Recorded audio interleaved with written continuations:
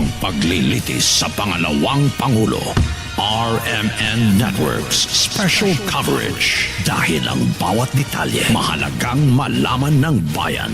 Makinig at tumutok ang paglilitis sa pangalawang Pangulo. RMN Network's special coverage. Para sa tuloy-tuloy na updates, sundan ang RMN sa Facebook, YouTube, TikTok at X. Ang paglilitis sa pangalawang Pangulo. RMN Network's special coverage. Ang paglilitis sa pangalawang Pangulo. RMN Network's special coverage. Sa bawat tanong, may hinihintay na sagot. Sa bawat ebidensya, nakatutok ang sambayanan. Ngayong sinusulat ang panibagong yugto ng kasaysayan. Samahan ang RMN Networks sa espesyal na coverage ng impeachment trial sa Senado. Ang paglilitis sa pangalawang Pangulo.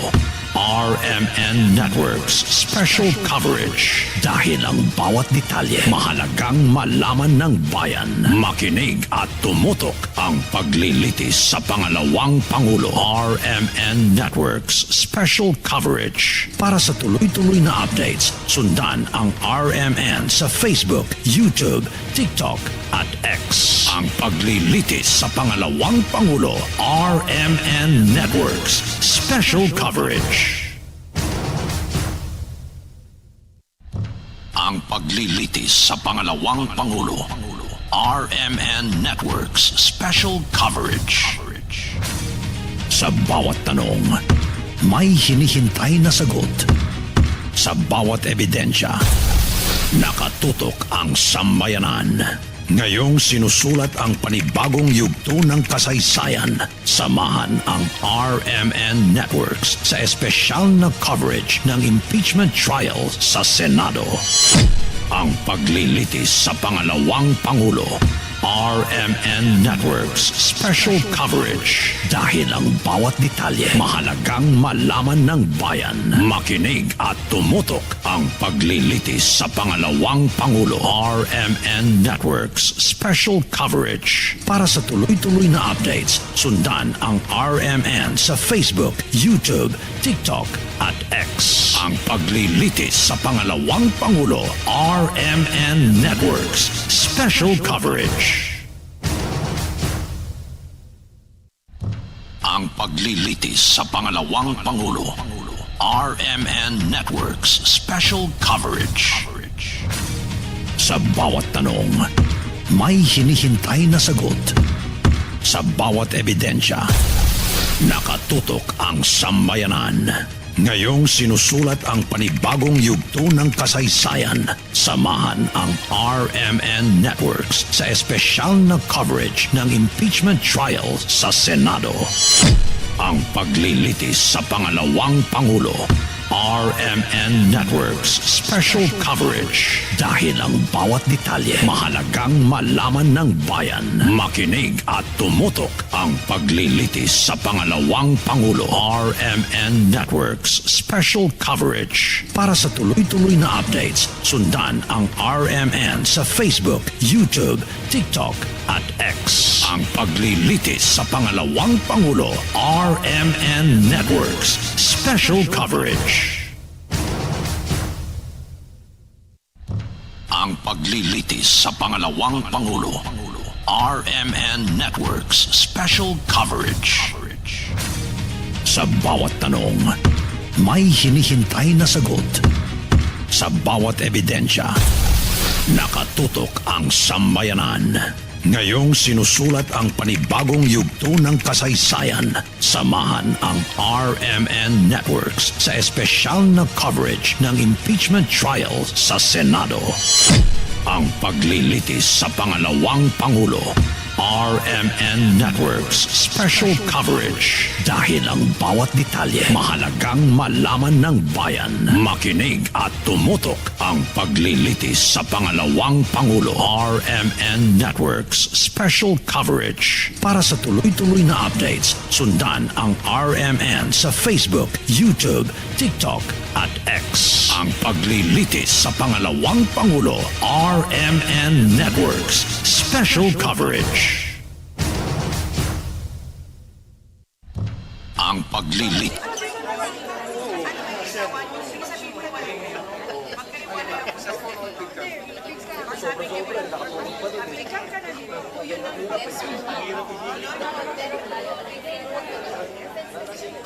Hindi dun sa ano, hindi naman natin papakita yung defense eh. Basta pakita mo yung mga set.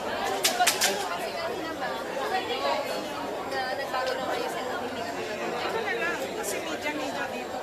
Pero kanina sabi na ni Ma'am yun, yung setup.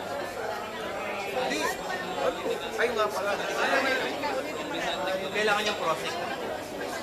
Saan ka ba?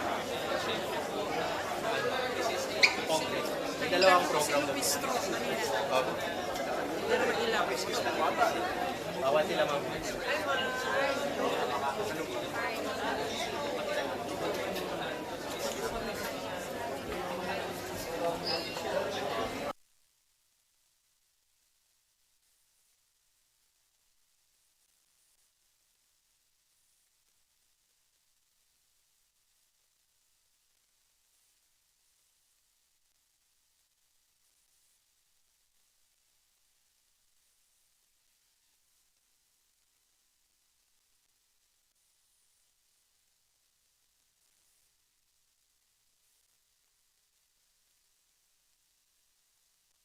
Kind indulgence, I wish to deliver a brief opening statement.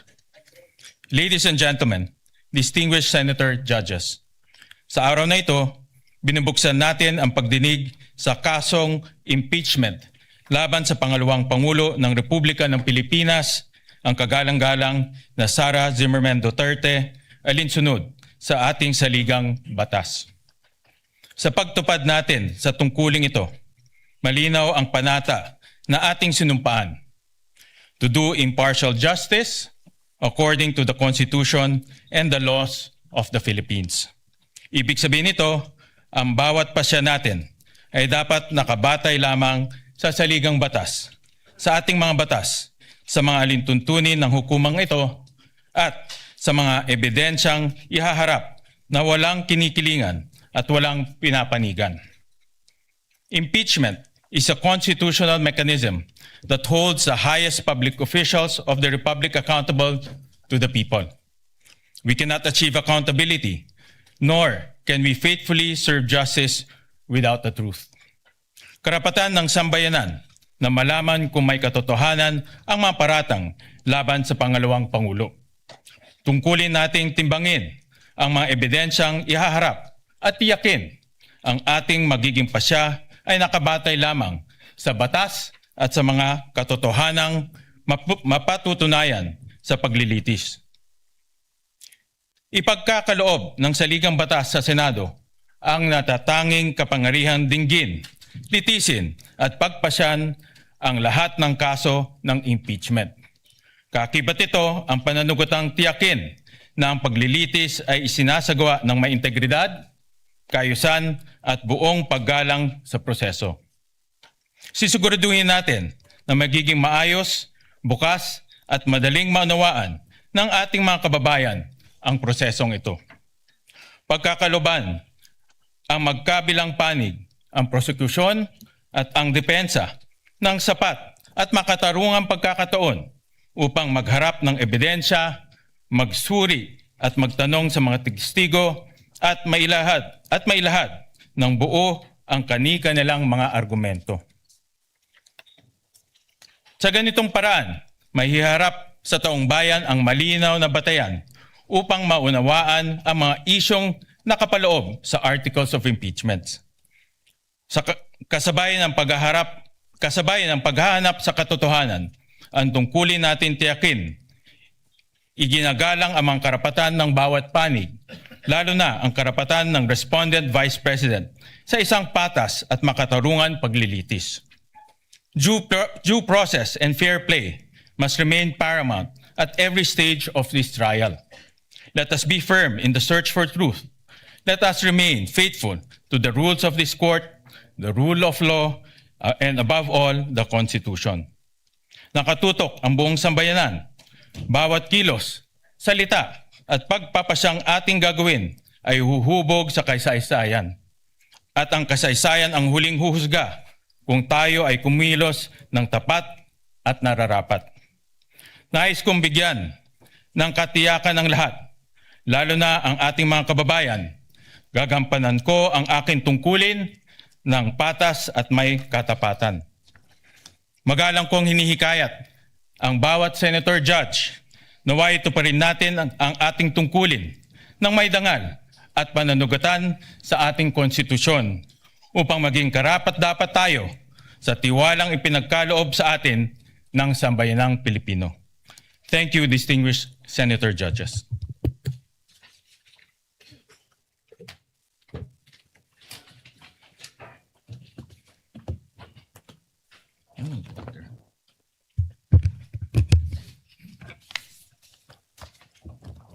Pursuant to Rule 2, Paragraph 2 of the Rules of Procedure on Impeachment Trials, as amended, we now proceed to the election of the presiding officer of the impeachment court.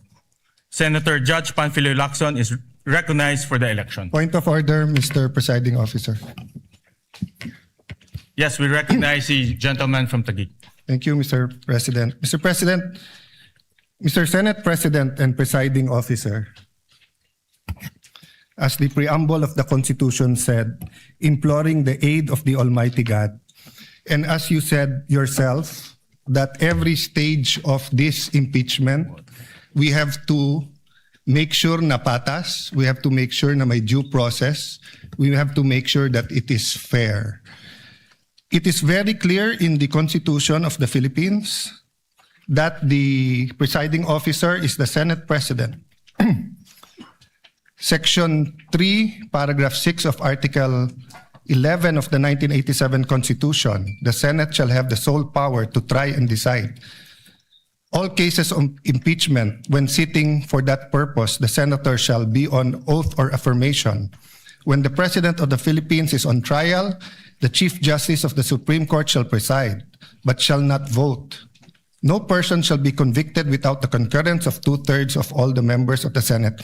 I will go to that other 2/3 inquiry later on because this is another threshold issue, Mr. President. But to further the point of order with the indulgence of Senator Lacson so that we can discuss this intelligently. On the final question of whether impeachment, on the issue of who shall preside, under the Constitution, it may seem that it does not say who should preside. But if you look at the records of the Constitutional Commission, number 40, 26 July 1986, the framers deliberately chose the phrase, sorry, Mr. President.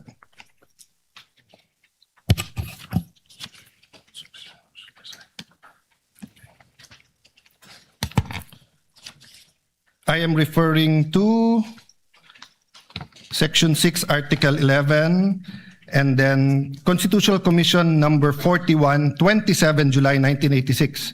The presiding officer, Mr. Treñas, Commissioner Davide is recognized. Thank you, Mr. Presiding Officer. I have some proposed amendments on Section 3, subparagraph 5. The presiding officer, Mr. Treñas, the gentleman may proceed.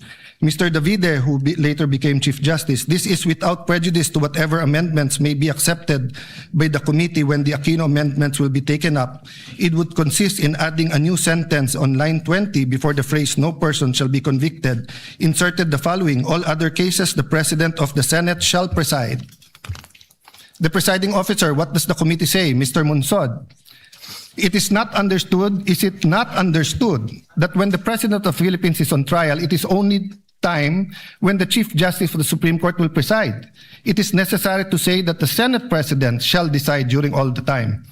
Presiding Officer, Mr. Davide, Mr. Presiding Officer, I precisely presented this because we had a distinction when it comes to the Chief Justice Supreme Court. But with that clarification, that in all other cases, it should be the President of the Senate who shall preside, I withdraw my amendment. So it is but elementary, Mr. President, in statutory, especially construction of the Constitution, that the spirit as well as the letter is followed. The spirit of the Constitution is that it is the Senate President who will preside. This is not an ordinary statement, dictum, or it was not a capricious statement in the discussion. Precisely because the Senate President is elected by the majority. As an example, when Senator Pimentel did not like the vote and did not vote with the majority, he offered to resign. So the point, Mr. President, is this. Number one, institutional integrity. We need to protect the legitimacy of these proceedings. Even with the substitute presiding officer acts fairly, a conviction or acquittal reached under constitutionally defective process would invite judicial challenge and cast doubt on the validity of the entire trial. Do we want to go 30 weeks? If we follow the number of days submitted in the pre-trial, 62 and 30, and 3 days every week, so 30 weeks yon. Then after the 30 weeks, we'll end up in the Supreme Court kasi kune-question natin kung tama ba kung sinong nag-preside. Why is it important? Why can't any of the 24 preside? Remember, under our very rules, hindi ko nababasahin para mas umikli. In our very rules, the presiding officer can decide on the spot, or he can throw it to the body, or he can call a caucus or whatever you call it, to be able to decide. And we experienced that during the Corona trial. And that's one reason why everyone acclaimed the late Senate President Enrile, not only because of how he carried it himself, but how the consensus and how he carried it with the minority. Secondly, jurisdiction and regularity. The Senate's jurisdiction over an impeachment trial is constitutional. The exercise of jurisdiction must conform to the Constitution. And the Senate's validity adopted impeachment rules. We cannot say we're following the Constitution, then we will not follow the Constitution. If the Constitution and its framers prescribe who shall preside, who are we to change the Constitution here today? We cannot enlarge or diminish the Constitution arrangement through internal rules or through ad hoc resolution. Lastly, due process. Kailangan malinaw po sa lahat ng partido, both to the prosecution and the defense, kung ano yung korte, kung ano ang two-thirds, kung ano ang charges, kung sino magpre-preside. So kung now during the first day we're going to change who's going to preside, and it's against the Constitution, what more changes are we going to do in the next few days? Ano ang limit ng pwede natin palitan sa Constitution at hindi? The authority must come from the Constitution or the governing law, not from the vote of a tribunal. A litigant is entitled to have the case heard by the decision maker, designation by law. The law cannot say that ang mag-hear kay Senator Marcoleta ay Sandigan Bayan, tapos sa Court of Appeals natin siya dadalhin. Hindi pwedeng sabihin sa RTC dapat i-hearing si Juan de la Cruz, tapos sa Sandigan Bayan natin dadalhin. Hindi pwedeng sabihin tatlo sila sa CA, pero in this case, nagbotohan kami, isa lang kaming mag-hearing. Proceedings before a judge or hearing officer who lacks the legal authority are invalid regardless of fairness of the proceedings. A judgment rendered by court without jurisdiction is null and void and may be attacked anytime. It creates no right and produces no effect. It remains basic fact that in law, the choice of the proper forum is crucial, as the decision of a court or tribunal without jurisdiction is a total nullity. A void judgment for want of jurisdiction is no judgment at all. All performed pursuant to it and claims emanating from it have no legal effect. Tan versus Cinco, GR number 213054, June 15, 2016. Penned by Justice Perlas Benabe, First Division. The constitutional authority, Mr. President, is very clear. Now, let's put that aside for a moment. But we're not allowed to do that. But for a moment, let's put that aside, that the Constitution is not clear and does not tell us what to do. The rules of the Senate says that any amendment should be presented a day before. And that's why the then minority, when I was Senate President, walked out, because your contention was, when we gave it to the Committee on Rules, kahit mahigit isang araw na at binabalik ng rules, we did not follow the rules. So on the rump session or alleged rump session on June 3, first of all, you did not have a quorum of 13. But let's assume for the sake of argument, I'm not giving you that point. As far as I'm concerned, it's in the Supreme Court, walang quorum on 12. Assuming may quorum on 12, you did not follow the rules. There was not a one-day notice for the rules. And then if you look at the records, this impeachment court adopted the rules on May 18.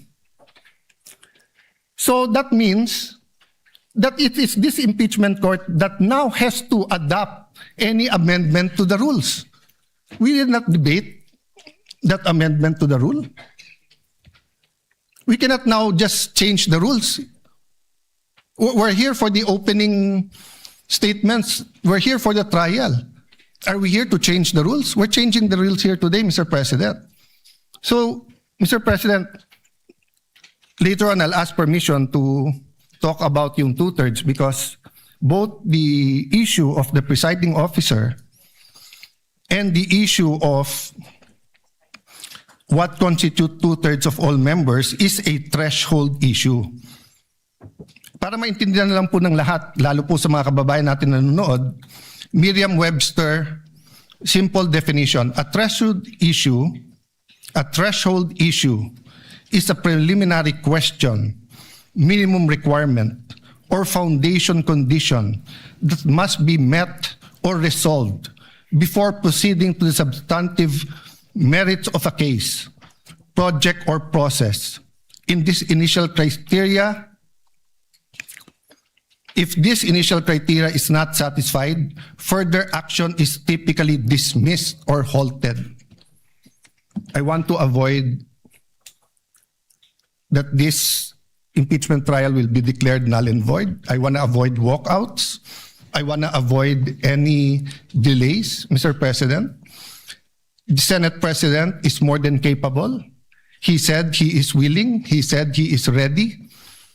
He has been in many situations in his life that people say you cannot do it, but he is done well. He has studied. So what is the issue? Why do we have to vote for a presiding officer, Mr. President?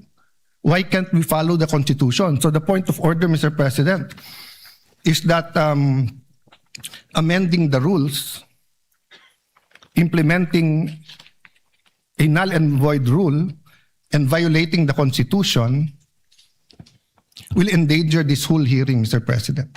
So please rule on the point of order, and I hope that the Senate President, who is more than able, will preside.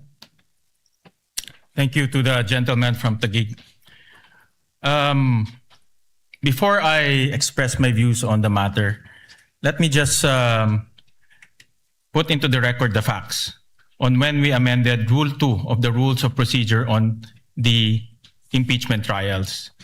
On June 3, 2026, Senator Juan Miguel Zubiri proposed Senate Resolution number 430, and that was adopted during that time. 26. And then on the same day, the same resolution was adopted and renumbered to Resolution number 40. It was published on June 9, 2026 in the Philippine Daily Inquirer as well as Malaya. During that time, in June 3, when we amended the rules, everyone had the opportunity to express their views regarding the proposed resolution. And since no one objected, we adopted Resolution number 430 and renumbered it to Resolution number 40. That is anchored on our Constitution. Article 6, Section 3, Paragraph 8 of the Constitution. that the Congress shall promulgate its rules on impeachment to effectively carry out the purpose of this section. So my view to the Mr. good President, gentleman, Mr. the President, good if- gentleman from, yeah, let me just finish, sir. My view is this resolution has been duly approved and everyone was given an opportunity to discuss that, to object. However, it was no one objected to that resolution, and it was duly approved by the body. So any discussion regarding this resolution should be discussed in plenary when the Senate convenes as a legislative body. In the past precedents, during the ERAP impeachment, November 15, 2020, the body as well approved the rules of impeachment in plenary. During the Corona impeachment, March 23, 2011, once again, resolution number 39 was adopted in plenary. So any issues pertaining to this resolution should be discussed in plenary when the Senate convenes as a legislative body. So that is the position of the chair and the view of the chair on this matter. Sir President, first, may I dispute that you used the word fact. It is not a fact that the rules were changed because it is being disputed that first, there was no quorum at that day. Second, if we are going to amend the rules of impeachment for the impeachment trial in plenary under the rules of the Senate, Section 136, second paragraph says, the rules may be amended by means of a motion that should be presented at least one day before its consideration. It was not presented on June 2. So we did not follow our rules. So a rule that was passed that did not follow our rules, or amendment that was passed that did not follow our rules, is void. You cannot get anything out of it. It is a nullity. So if today we pass a change in our rules and we do not follow our own rules in changing that rules, we cannot follow that rules. Secondly, Mr. President, the impeachment court already adopted our rules. Iba po ang plenary, tama po kayo doon, I agree with you there. Iba po yung impeachment court. So is the impeachment court now hostage or subject to whatever changes the legislative body does and we will not adopt? Then why did we adopt the rules when we took our oath? We adopted it because the impeachment court is not powerless to talk about our rules. But finally, Mr. President, for the sake of argument, just for the sake of argument, wag na natin tignan yung mga amendments. It's against the Constitution. So can the impeachment court disobey the Constitution?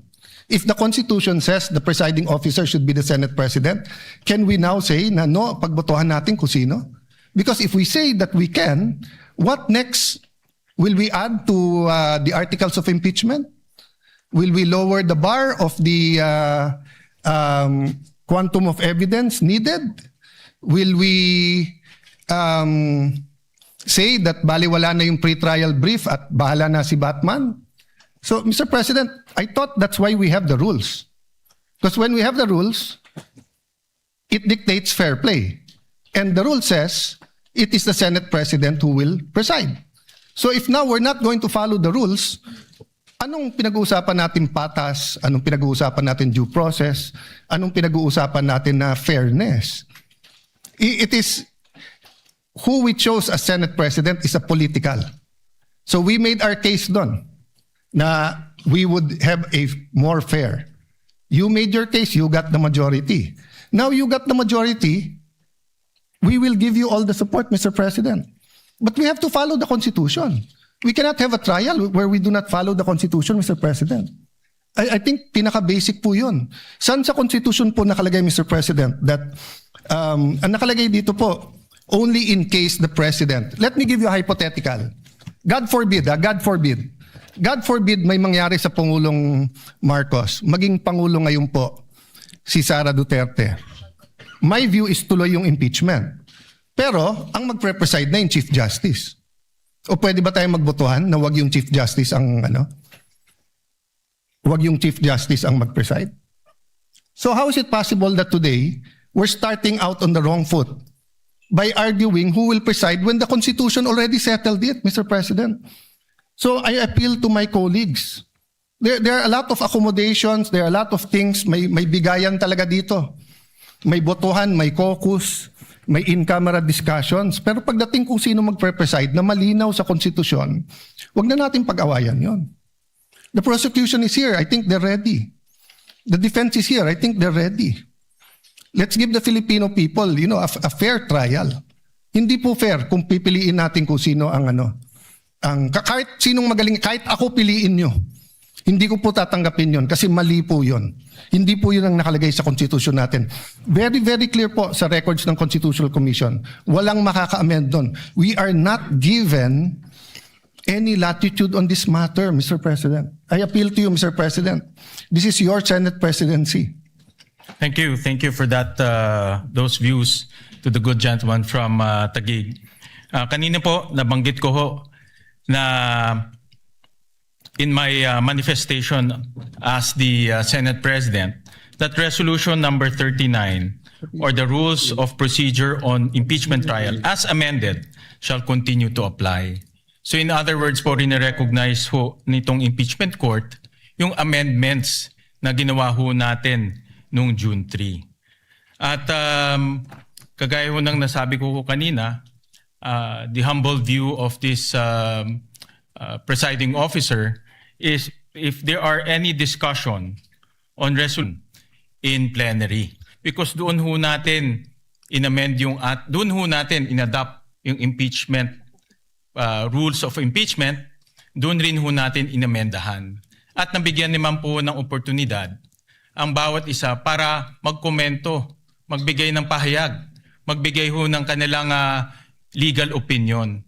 Pero at that time, wala naman po ang nag-object at inadapt po ng Senado in a legislative body. So the position of the chair, if there are any comments, any legal opinions, any issues, it should be done through the legislative body of the Senate. Mr. President, there is no conflict, Mr. President. With your permission, Mr. President. There's no conflict. If you want to discuss it, in 3 weeks may session na tayo. So all we have to do today is follow the Constitution. You preside. Then pagdating ng plenary, then we can debate whether we are allowed to amend the Constitution or not. Because, Mr. President, that's why I premise this not as a parliamentary inquiry or as a point of information or whatever we may call it. That's why it's a point of order.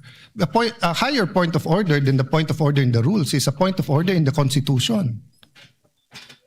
The Constitution says it is the Senate President who will preside. So are we saying now, Mr. President, that the rules can amend the Constitution? Is that the ruling of the chair? Before I make my final ruling on this matter, may I recognize the gentleman from Pampanga, Senator Kiko Pangilinan.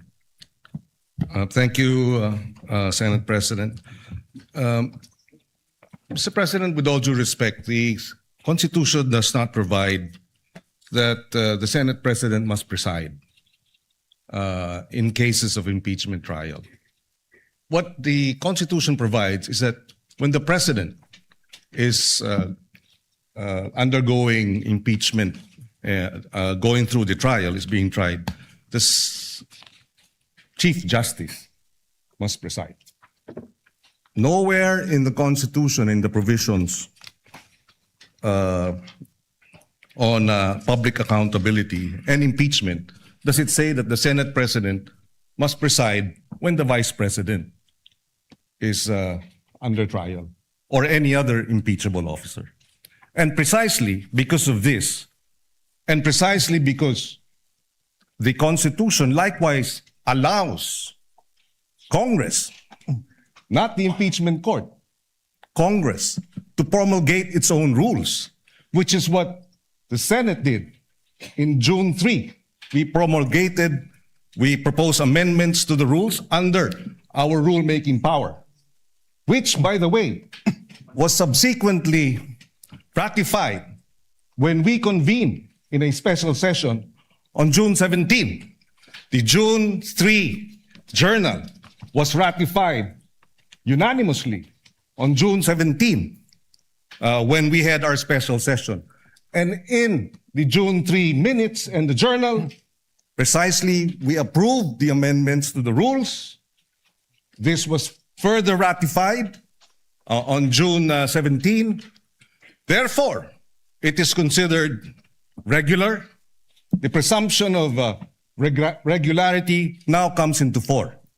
But having said that, Mr. President, the good gentleman from Taguig has brought this matter before the Supreme Court. And we agree with the point earlier raised by the Senate President. This matter should be either discussed in the Senate in plenary as a legislative body, or if he has questions which may in fact turn out to be valid, he has brought this matter before the Supreme Court. And therefore, this impeachment court is not the venue for Ang this debate, Mr. paglilitis sa President. pangalawang If there is Pangulo, anyone who is out of order with RMN respect, Networks, special I think coverage. the proper process is the matter is pending before the Ang Supreme Court. paglilitis sa There is pangalawang no Pangulo, temporary restraining order. RMN There was a Networks, request for a special status quo coverage. ante order. It was not granted.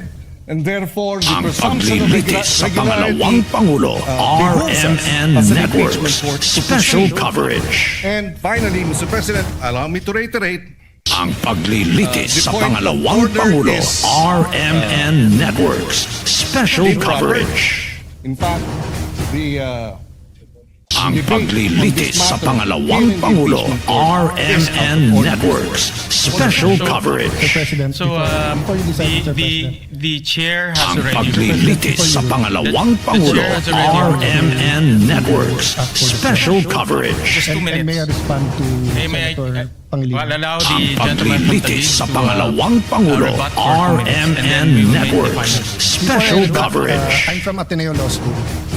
And what they taught us there Ang is that paglilitis sa pangalawang Pangulo, RMN Networks, special coverage. But let's call someone from UP Law to see Ang whether they were taught the paglilitis sa same thing. pangalawang Pangulo, RMN Networks, special coverage. Senator Pia Cayetano.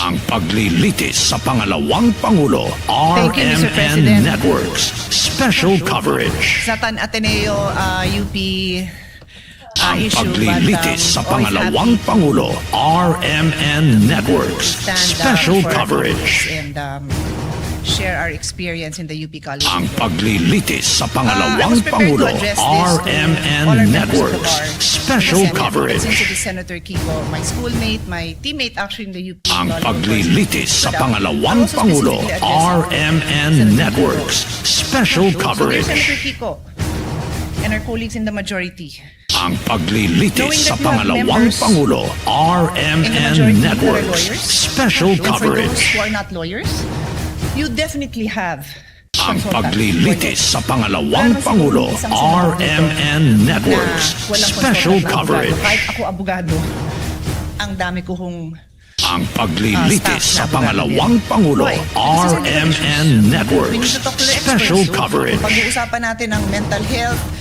physical health ng Ang paglilitis ng, sa pangalawang Pangulo, RMN Vice Networks, President, and of course, we will special have coverage.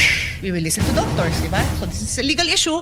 Let's Ang hear what the lawyers paglilitis have sa to say. pangalawang But let Pangulo, me just quote, because I know the Senate RMN President doesn't have Networks, time to call on all the special lawyers. coverage.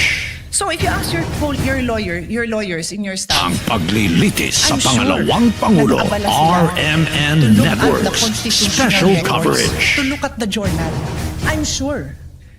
Ang And if they did not, paglilitis sa please take your pangalawang cell phone Pangulo, now RMN and text Networks, your staff. special What does the coverage. constitutional journal, the records of the debate show? Ang Sinabi na po paglilitis ni sa Senator pangalawang Alan Cayetano, Pangulo, you can question him. RMN You can doubt Networks, him. special Ask your staff. coverage. May I ask you, dear colleagues, let's do our job well. The Ang same way when you stand paglilitis up sa and you tell me to pangalawang do my job Pangulo, well, and you RMN disagree, I Networks, disagree with your point special of view, I will coverage. listen intently to your point of view. And I'm looking at each one of Ang you. Because paglilitis this is our sa solemn duty. pangalawang Pangulo, What does the RMN Constitution Networks, say? special Nakalagay doon. coverage. the Chief Justice, pag the President. Ang Silent na po. paglilitis sa pangalawang Sa iba. Pangulo, Sabi ng iba, RMN at yan ang Networks, sinasabi ng Senate special President natin na coverage. mukhang pwedeng iba. So we Ang looked at what the paglilitis sa constitutional pangalawang framers Pangulo, said. What did they RMN say? Networks, Nagdebate special na po sila, coverage. colleagues. Nagdidebate tayo dito. Pag Ang sinabi ng paglilitis sponsor, sa ito na yung pangalawang paliwanag. Pangulo, Yung nag-i-interpolate at RMN nagbibigay ng Networks, amendment, sinasabi special niya, okay. coverage. Yung pala paliwanag mo, okay na ako. No need to amend. Ang Yun at yun paglilitis din sa ang sinabi. pangalawang Pangulo, Let's place ourselves RMN in that Networks, position. special Because that coverage. happens to us every day. Every day, somebody Ang stands up and paglilitis sa says, pangalawang ano ibig Pangulo, sabihin nito? RMN Networks, And the sponsor special will explain. coverage. Pag hindi maliwanag, sasabihin nung nag-i-interpolate Ang or nag-a-amend ay paglilitis sa papa-amend ko kasi pangalawang Pangulo, hindi maliwanag or I RMN want to Networks, special Pero kung coverage. nagkaintindihan naman, okay na. Eh yun Ang nga yung binasa, paglilitis sa tanongin pangalawang niyo naman po yung Pangulo, staff niyo. RMN Or let's Networks, go, let's all go special back. coverage. Let's show it. Because this is the Ang foundation of this paglilitis sa trial na tama yung nakaupong presiding officer. So that's my first point. Mag-abala naman tayo.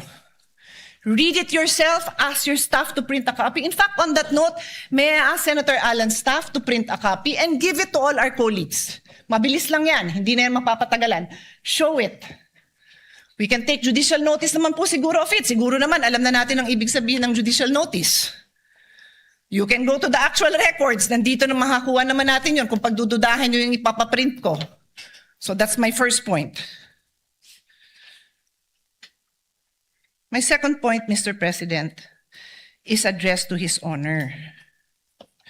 If His Honor will insist that we have to call a regular session, we have to be in session to amend the impeachment rules, eh di tawagan niyo po ang Malacanang. Nagpa-special session naman po siya, di ba, with all due respect, to pass the National Orchid Law. To pass, what else? Ano, tatlo yun eh. Oo nga, yun nga, yung waling-waling as National Orchid, ano pa yung dalawa? No, I know, I'm not questioning it. I'm saying that there was a special session called to pass 3 laws. Naalala ko yung waling-waling because I love it. This is important. O ano pa yung dalawa? Unfortunately, hindi ko na maalala. Dalawang naturalization. Sports-minded po tayo.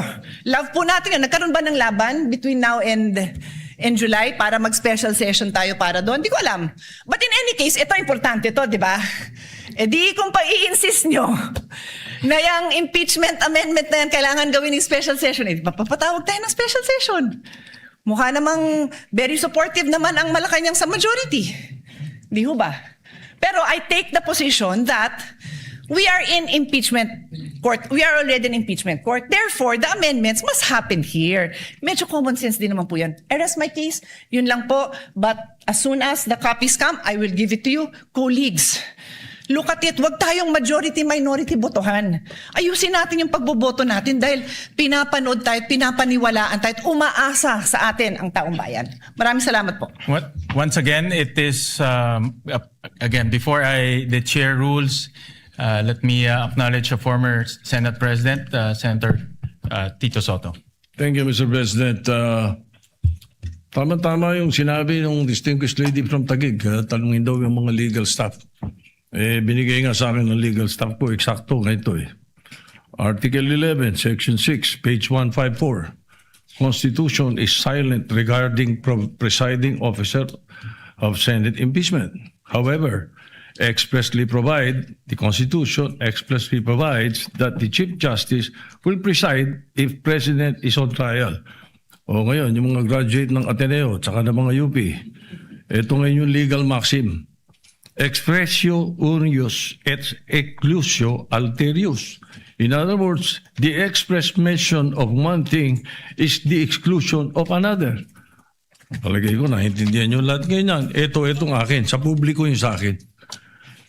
Ang sinasabi ng publiko ngayon, nanonood sa atin, dapat you should not resort in too much technicalities kasi ang public interest ang iniisip nila rito. They want to expedite the proceedings.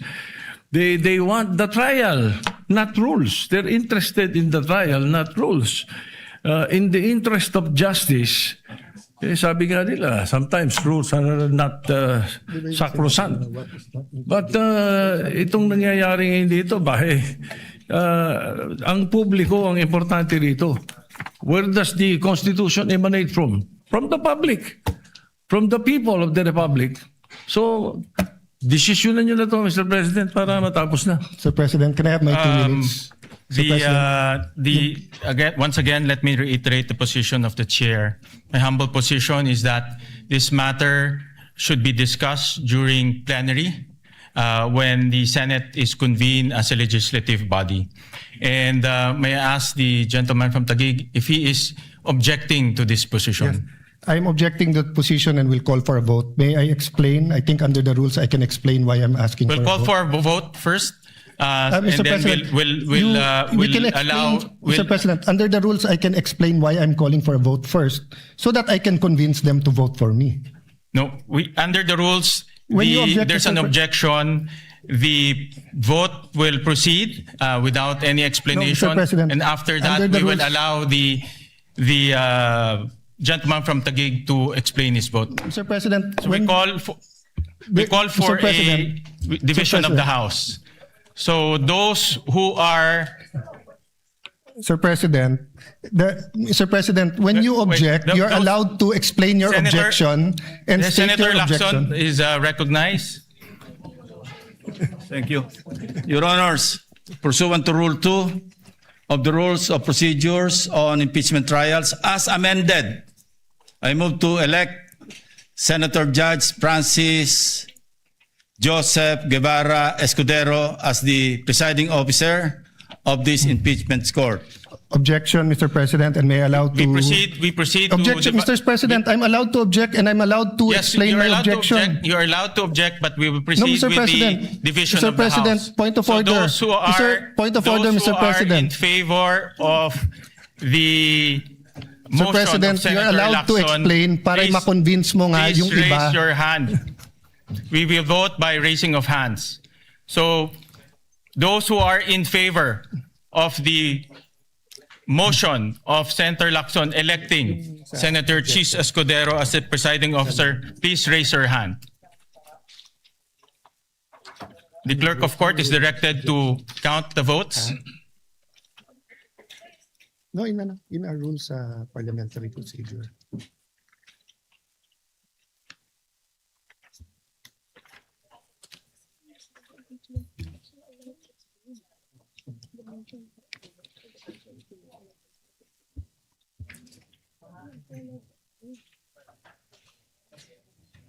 How many? How many? Explain my vote, Mr. President. Hold on. Allow the chair to make a ruling. Those who are against to the motion of Senator Lacson electing Senator Chis Escudero as the presiding officer, please raise your hand.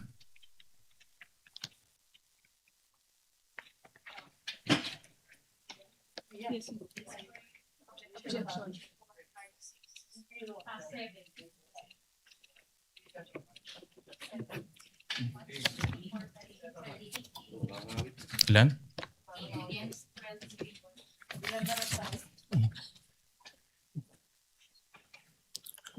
The official count is 12 in favor, 8 against. The majority, those who are in favor, has it. Sir President, The court resolves to elect Senator Chis Escudero as presiding officer of the impeachment court.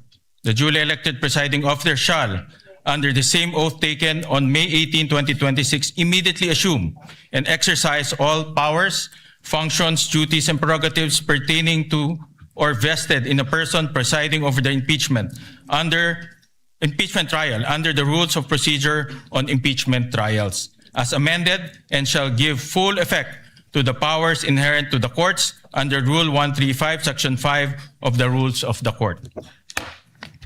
Sir President, may I now explain my vote? You're allowed to explain your vote. Sir You have 2 President, minutes. first of all, we cannot violate the Constitution. We put the whole impeachment trial at risk here. What Senator Tito Soto, former Senate President, what his staff did not tell him is that there is such a thing as procedural due process, and that who presides goes into due process and fairness. The Latin term that he mentioned was for enumerations. That when there are enumerations at hindi kasali doon, in this case, there was a statement that in only one case it would be the Chief Justice, because member of the Constitutional Commission who became Chief Justice, Davide, was going to amend precisely the Constitution to state the Senate President shall preside. But upon explanation by the sponsor that it is understood that it is the Senate President, then it should be the Senate President. And dun sa sinabi ni Senate President Soto that ang gusto ng tao ay mag-umpisa na, precisely, kanina pa dapat tayo nag-umpisa kung nag-preside ang Senate President. Secondly, this is when you have threshold issues that go into due process fairness. If we're going to say that ang gusto ng tao i-convict na lang, then let's just blurt it out. Now, if we're going to say we want a fair trial, let's make sure that every aspect of this trial is fair. So that's why, Mr. President, if you read the rules, the presiding officer shall have the power to make an issue by himself or by the Secretary of the Senate all orders, mandates, writs authorized by these rules of the Senate, and make and enforce such other regulations, orders, premises that the Senate may authorize or provide. Nandito din, Mr. President, that the Senate President may by himself or bottom line, Mr. President, pwedeng mag-decide ang Senate President o sa atin. And Mr. President, there are issues that goes into fairness. You know, the AMLA will be a witness here. And I have information that the 20 years AMLA records of Senator Escudero and his credit cards and bank accounts were all opened up in the office of the Senate President, where members of the Blue Ribbon Committee was here. Then we're going to ask him to preside. So there's a problem with this. Is my explanation. This is my explanation. To the gentleman. This is from factual, Taguig. and this is my explanation. So I will stop there. With all due respect, your statement's already out of order. It has nothing to do with the topic on hand. No, Mr. And President. the presiding officer will strike off. It has all to do with this. Will strike off It has all to do. the I do not, statements Mr. President. pertaining to Senator Mr. Escudero. President, kaibigan ko si I Senator direct the Escudero. stenographers to I strike don't off doubt these him. statements. He is the victim here. I'm not doubting him. I'm not doubting he will be fair. I am saying, we want will a fair suspend trial the or not, session Mr. for a few President? minutes to request the presiding officer, Senator Chis Escudero, to ascend the rostrum. Session Mr. suspended. President,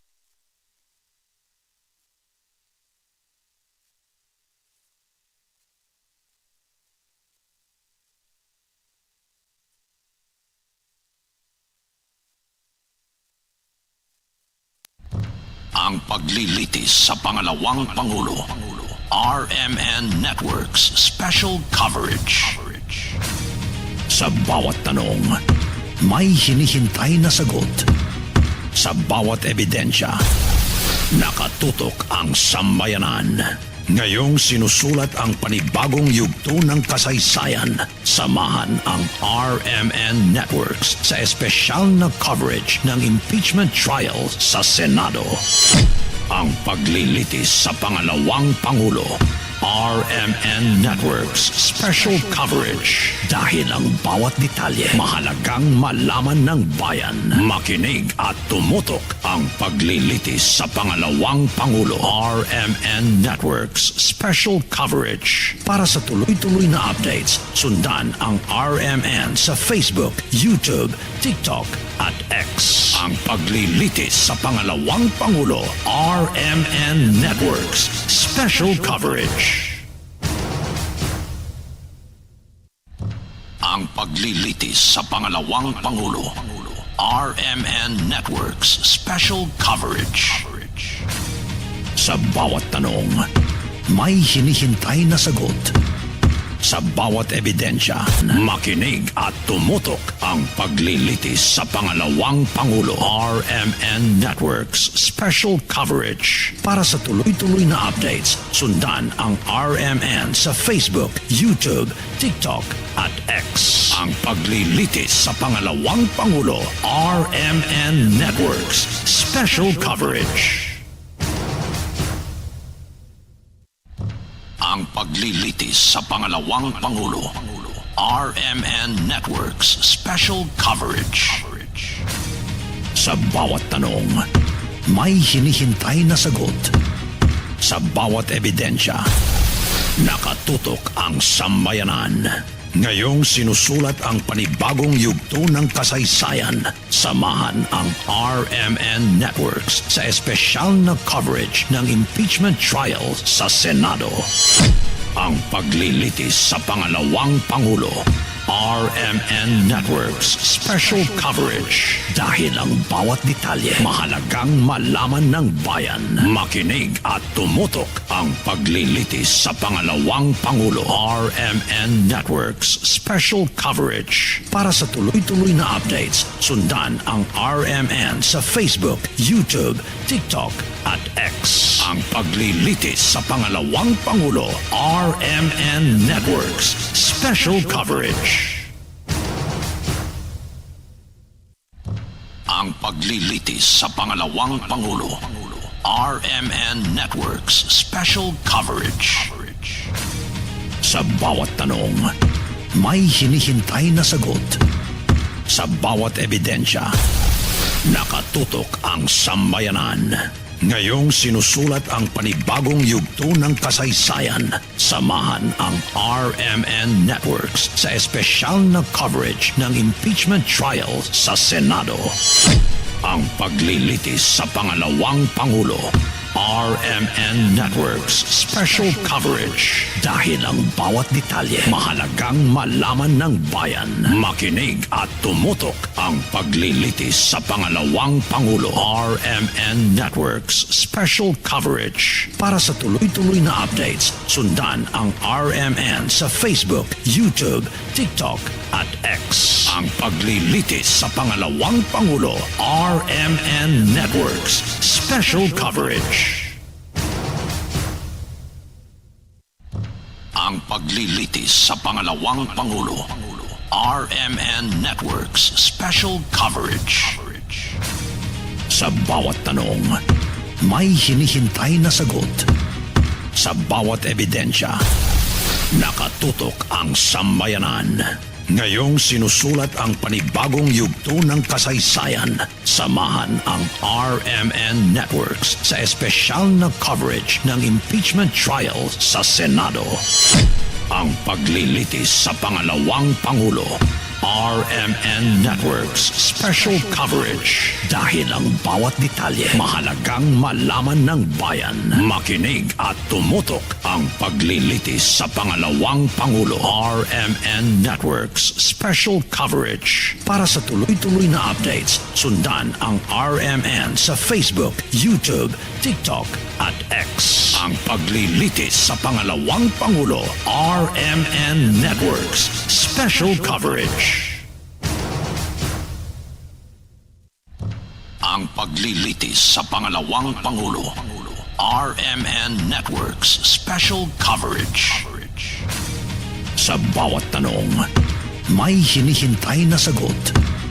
Sa bawat ebidensya, nakatutok ang sambayanan. Ngayong sinusulat ang panibagong yugto ng kasaysayan. Samahan ang RMN Networks sa espesyal na coverage ng impeachment trial sa Senado. Ang paglilitis sa pangalawang Pangulo. RMN Networks Special Coverage. Dahil ang bawat detalye mahalagang malaman ng bayan. Makinig at tumutok ang paglilitis sa pangalawang Pangulo. RMN Networks Special Coverage. Para sa tuloy-tuloy na updates, sundan ang RMN sa Facebook, YouTube, TikTok at X. Ang paglilitis sa pangalawang Pangulo. RMN Networks Special Coverage. Ang paglilitis sa pangalawang Pangulo. RMN Networks Special Coverage. Sa bawat tanong, may hinihintay na sagot. Sa bawat ebidensya, nakatutok ang sambayanan. Ngayong sinusulat ang Malamang kasundo niyo ako. So, if sarado ang pag-iisip niyo na si Alan nagpaliwanag, ako naman ang magpapaliwanag. Pagbigyan niyo naman ako. But what I'm saying is not new from what Senator Alan Cayetano expressed. And I have here copies of the constitutional verbatim debate on this provision. And as Senator Alan read, sinabi ni Mr. Monsod, is it not understood that when the President of the Philippines is on trial, it is the only time when the Chief Justice of the Supreme Court will preside? Is it necessary to say that the Senate President will preside during all other times? Ulitin ko yung tanong, kasi yun ang tanong natin today. Is it necessary to say in the Constitution that the Senate President will preside during all other times? Ang sagot ni Mr. Davide, Mr. Presiding Officer, I precisely presented that because we have a distinction when it comes to the Chief Justice of the Supreme Court. But with that clarification, that in all other cases, it would be the President of the Senate who will preside, I withdraw the amendment. Kaya clear sa Constitution that in all other cases, the President of the Senate will decide. Wala, hindi ho applicable dito yung excluso unos. Hindi ko na-memorize yan kasi I graduated in 1991 and we took that up in 1987, but the phrase is, pag hindi kasama, excluded. Hindi po applicable yon. With all due respect to our former Senate President, it is the intention of the framers that matter. I will ask the page to help me distribute this among our colleagues.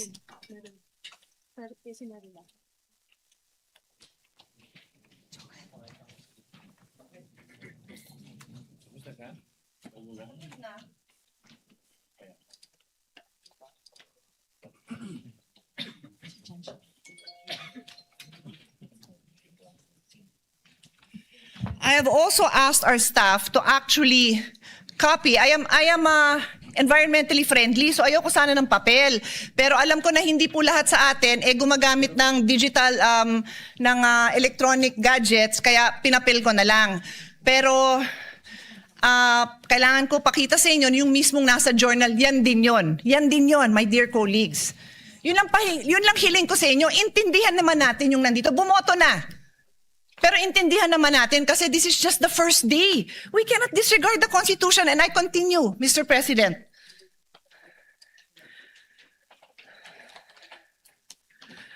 We have enough jurisprudence, more than enough, to explain to us, even in layman's term, what basic legal principles are. And one of the most fundamental principle of constitutional construction states that we give effect to the intents of the framers of the Constitution.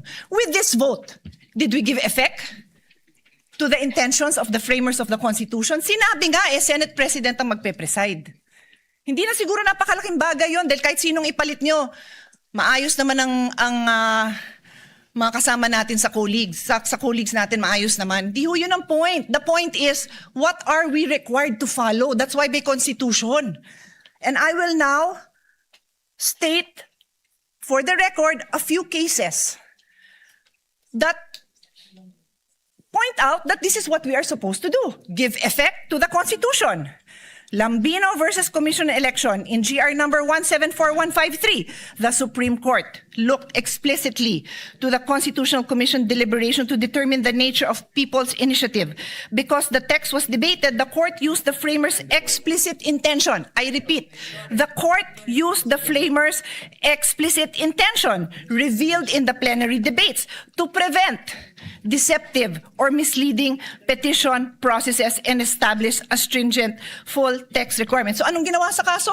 Tiningnan ang intent ng framers of the Constitution. Another case, Calderon versus Carale, GR number 9163. God bless his soul. Si Dean Carale was my dean. and Senator Imis as well. Senator Kikos as well. He was with my father in the University of Michigan. So pagbigyan niyo na ako a moment of remembering him. In GR number 91636, the court resolved a dispute regarding the president's power to make appointments without confirmation by the commission appointment. The court examined the historical and textual context of Article 7, Section 16 of the 1987 Constitution, noting that the clear and express intent of its framers was to exclude presidential appointments from confirmation except for those expressly mentioned. So, balik ko sa kasong to. What was the clear intention? That the Senate President presides. That is the clear intention. Dear colleagues, umpisa pa lang. I beg all of you, makinig naman tayo. Masumunod naman tayo kung ano yung sinasabing trabaho natin. The Constitution, the intention of the framers, and then the clear construct. O, another case. Gold Creek Mining Corporation versus Rodriguez. This is a very old case. So yung mga binanggit sa inyo, bago-bago pa yun dahil si Dean Carale, buhay pa naman as of the pandemic. So 2,000 plus. Ito, 66 Philippines, 259. So for lawyers and law students, pag sinabing Philippines, pag yan yung ni-record, alam mo ng 50s, 1940s, something like that. Justice Jose Abad Santos articulated the definitive rule. The fundamental principle of construction is to give effect to the intent of the framers of the organic law and of the people adopting it. Dear colleagues, I can stand here and read more cases to all of us.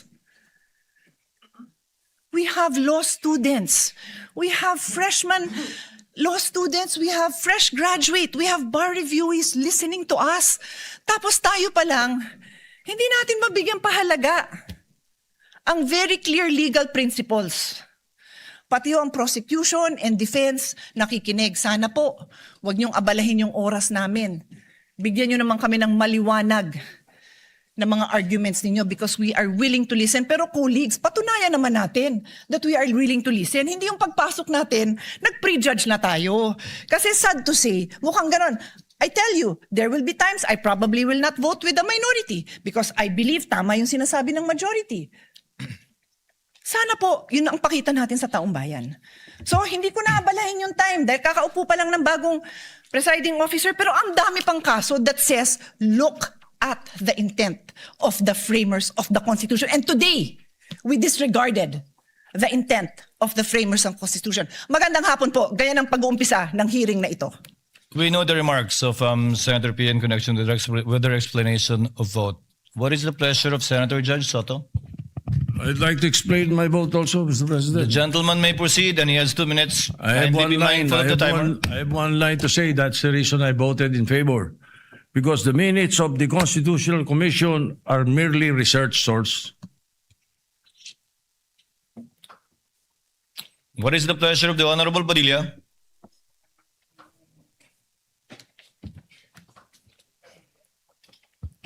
Ginoong, Will the gentleman explain his vote? opo. The gentleman may proceed. You have 2 minutes, sir.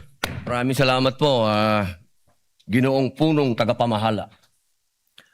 Mga mahal kong kasama, sa loob po ng 4 na taon na ako po ay ibinoto ng ating mga kababayan at nagsilbing senador, ako po ay naging tagapangulo ng komite ng Constitutional Amendments.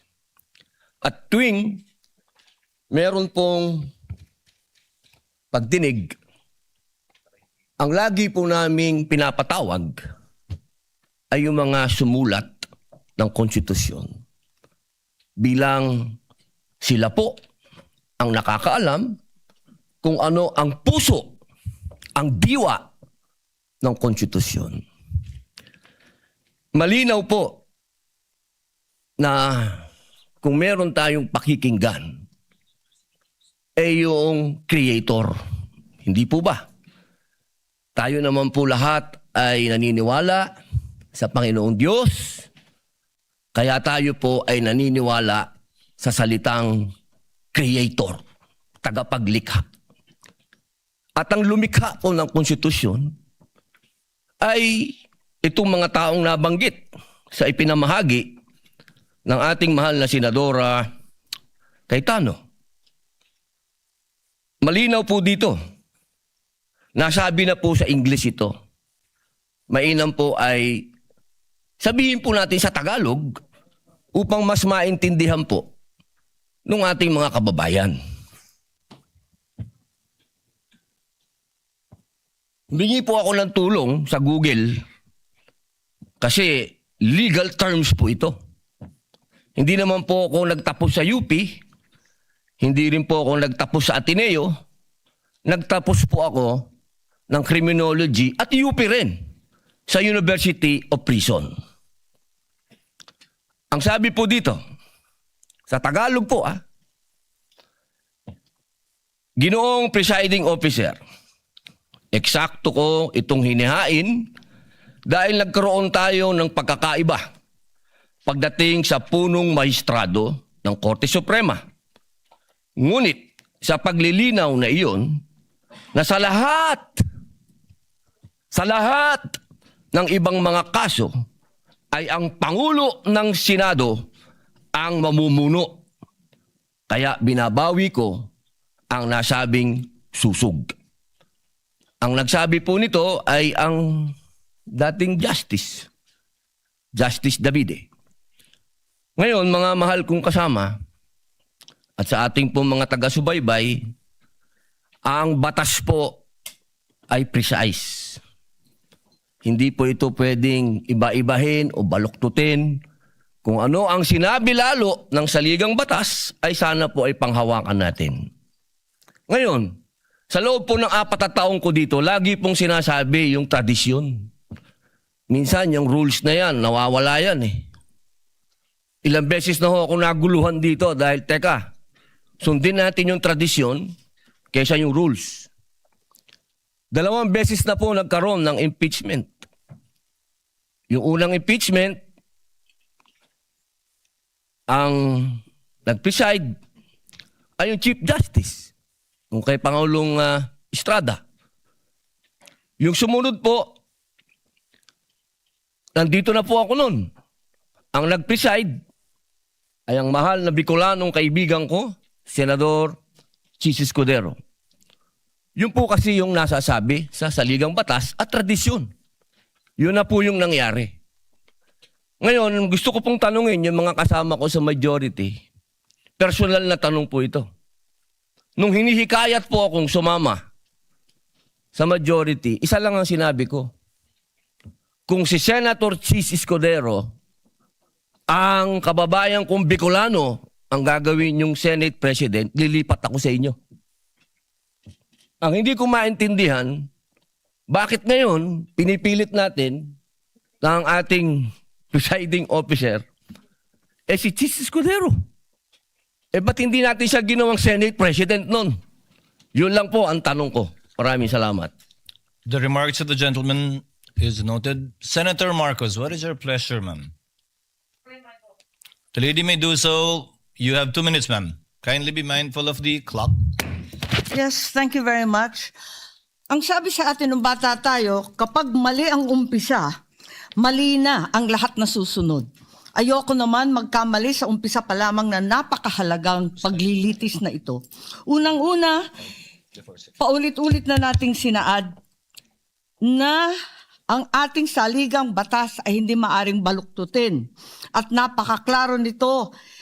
At ang sinasabi ng ating Constitution of 1987, Article 11, Section 3, Number 6, all other impeachable officers, ang sinasabi, carving out therefore the exception that proves that rule, that the Chief Justice is the single exception, and otherwise, the presiding officer should be the Senate President.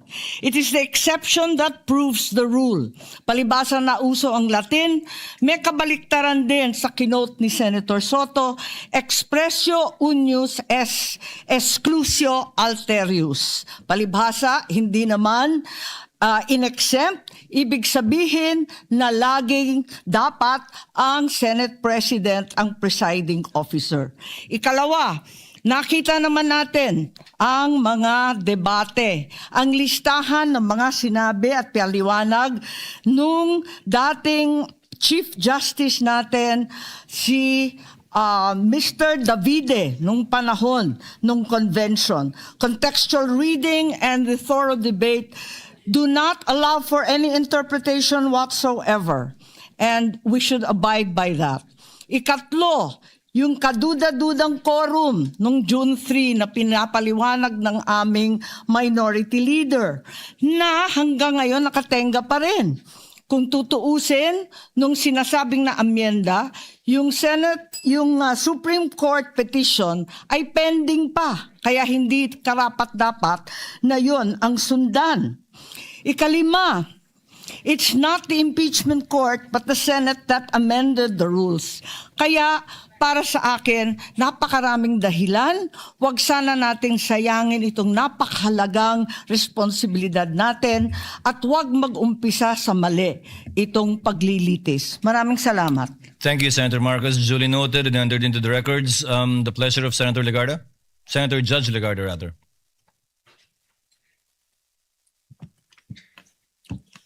Thank you, Mr. Presiding Officer. Where the Constitution is The lady silent, will explain her vote or make a manifestation. it's a manifestation. Which, The lady may proceed with which her seems like an manifestation. She has 2 explanation of minutes. vote. Thank you. Where the Constitution is silent, the intent of the framers should guide the choice of the presiding officer. Any departure from the traditional arrangement must be approached with caution, as it may place the validity and the legitimacy of the entire impeachment in doubt. Mr. Presiding Officer, I also respectfully place on record that there is a pending challenge before the Supreme Court involving the June 3rd Senate proceedings, including the authority of the body then that adopted Senate Resolution number 430. This manifestation is made to place on record that we are not yielding our position in the pending case and is without prejudice to the final determination of the Supreme Court. Thank you, Mr. Presiding Officer. Thank you, Senator Legarda. The presiding officer would like to make a statement.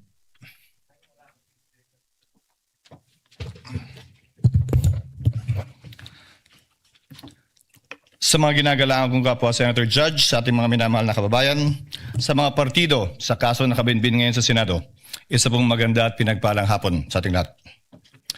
Sa araw na ito, muling gagampanan ng Senado ang isa sa mga pinakasagradong tungkuling iniatas ng saligang batas.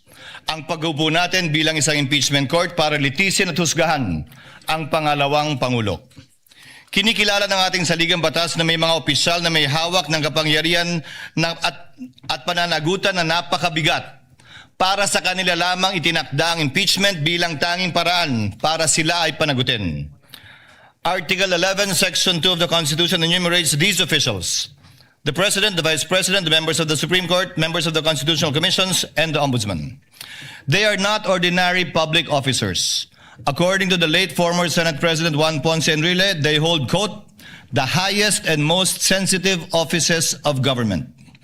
They may be removed from office only upon conviction for offenses of the highest constitutional gravity: culpable violation of the Constitution, treason, bribery, graft and corruption, other high crimes, or betrayal of the public trust.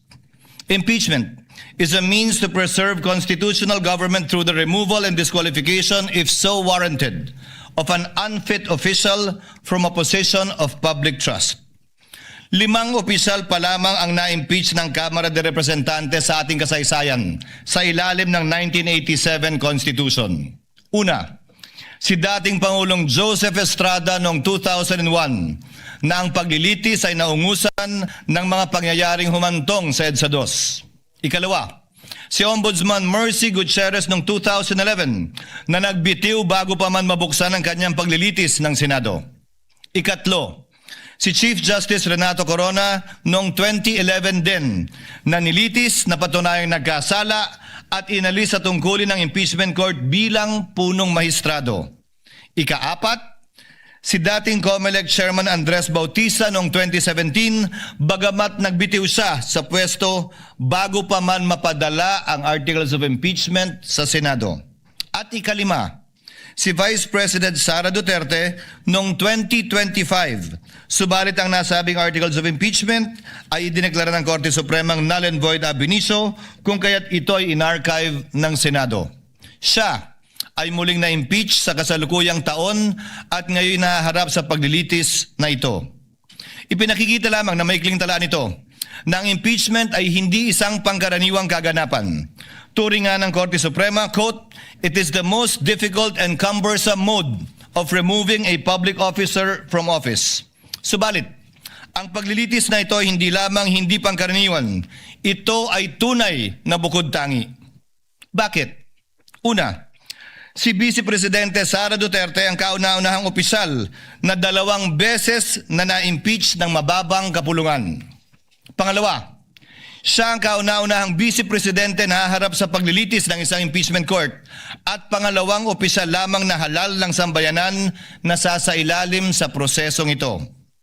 Pangatlo, siya ay hinahalal ng may pinakamalaking mandatong pinagkaloob ng sambayanang Pilipino sa sinumang kandidato sa ating kasaysayan. Mahigit 32 milyon o 61% ng kabuuang boto para sa ikalawang Pangulo. Pang-4, ang articles of impeachment laban sa kanya ay inendorso ng 277 na miyembro na kumakatawan sa ating mga mamamayan mula sa iba't ibang distrito at sektor at ng ating bansa. Nakatumbas ay mahigit 80% ng kabuuan ng Kamara de Representantes. Terminating an elected mandate before the end of its term is among the most drastic acts our constitutional democracy can undertake. This is why the trial must be guided with prudence, tempered by caution, and marked with unquestionable impartiality. We must avoid even the appearance of impropriety and observe the cold neutrality of an impartial judge at all times. May I therefore caution my fellow senator judges, the prosecutors, the respondent, and their respective counsels and witnesses to refrain from making any comments and disclosures to the public pertaining to the merits of this trial as mandated by the impeachment rules itself. Let us heed the words of the Supreme Court that said, "Impeachment is not a chance to settle political scores. It is not a stage for political theater or personal attacks, because when the focus shifts to the person rather than the alleged wrongdoing, the process loses its integrity." As presiding officer, I shall do my part to uphold the fairness and integrity of this process and shall see it through to its proper conclusion. At this point, I would like to thank my colleagues for their trust and confidence. I did not seek nor did I ask for this responsibility, but neither will I shirk from fulfilling this duty without fear or favor. This now brings me to the threshold questions that will guide the conduct of this trial and the rulings of the chair. First, what is the number of votes needed to convict the respondent? Second, what is the quantum of proof required to sustain a judgment of conviction or acquittal in these proceedings? Third, how strictly or liberally will this court apply the rules in resolving questions of procedure and evidence?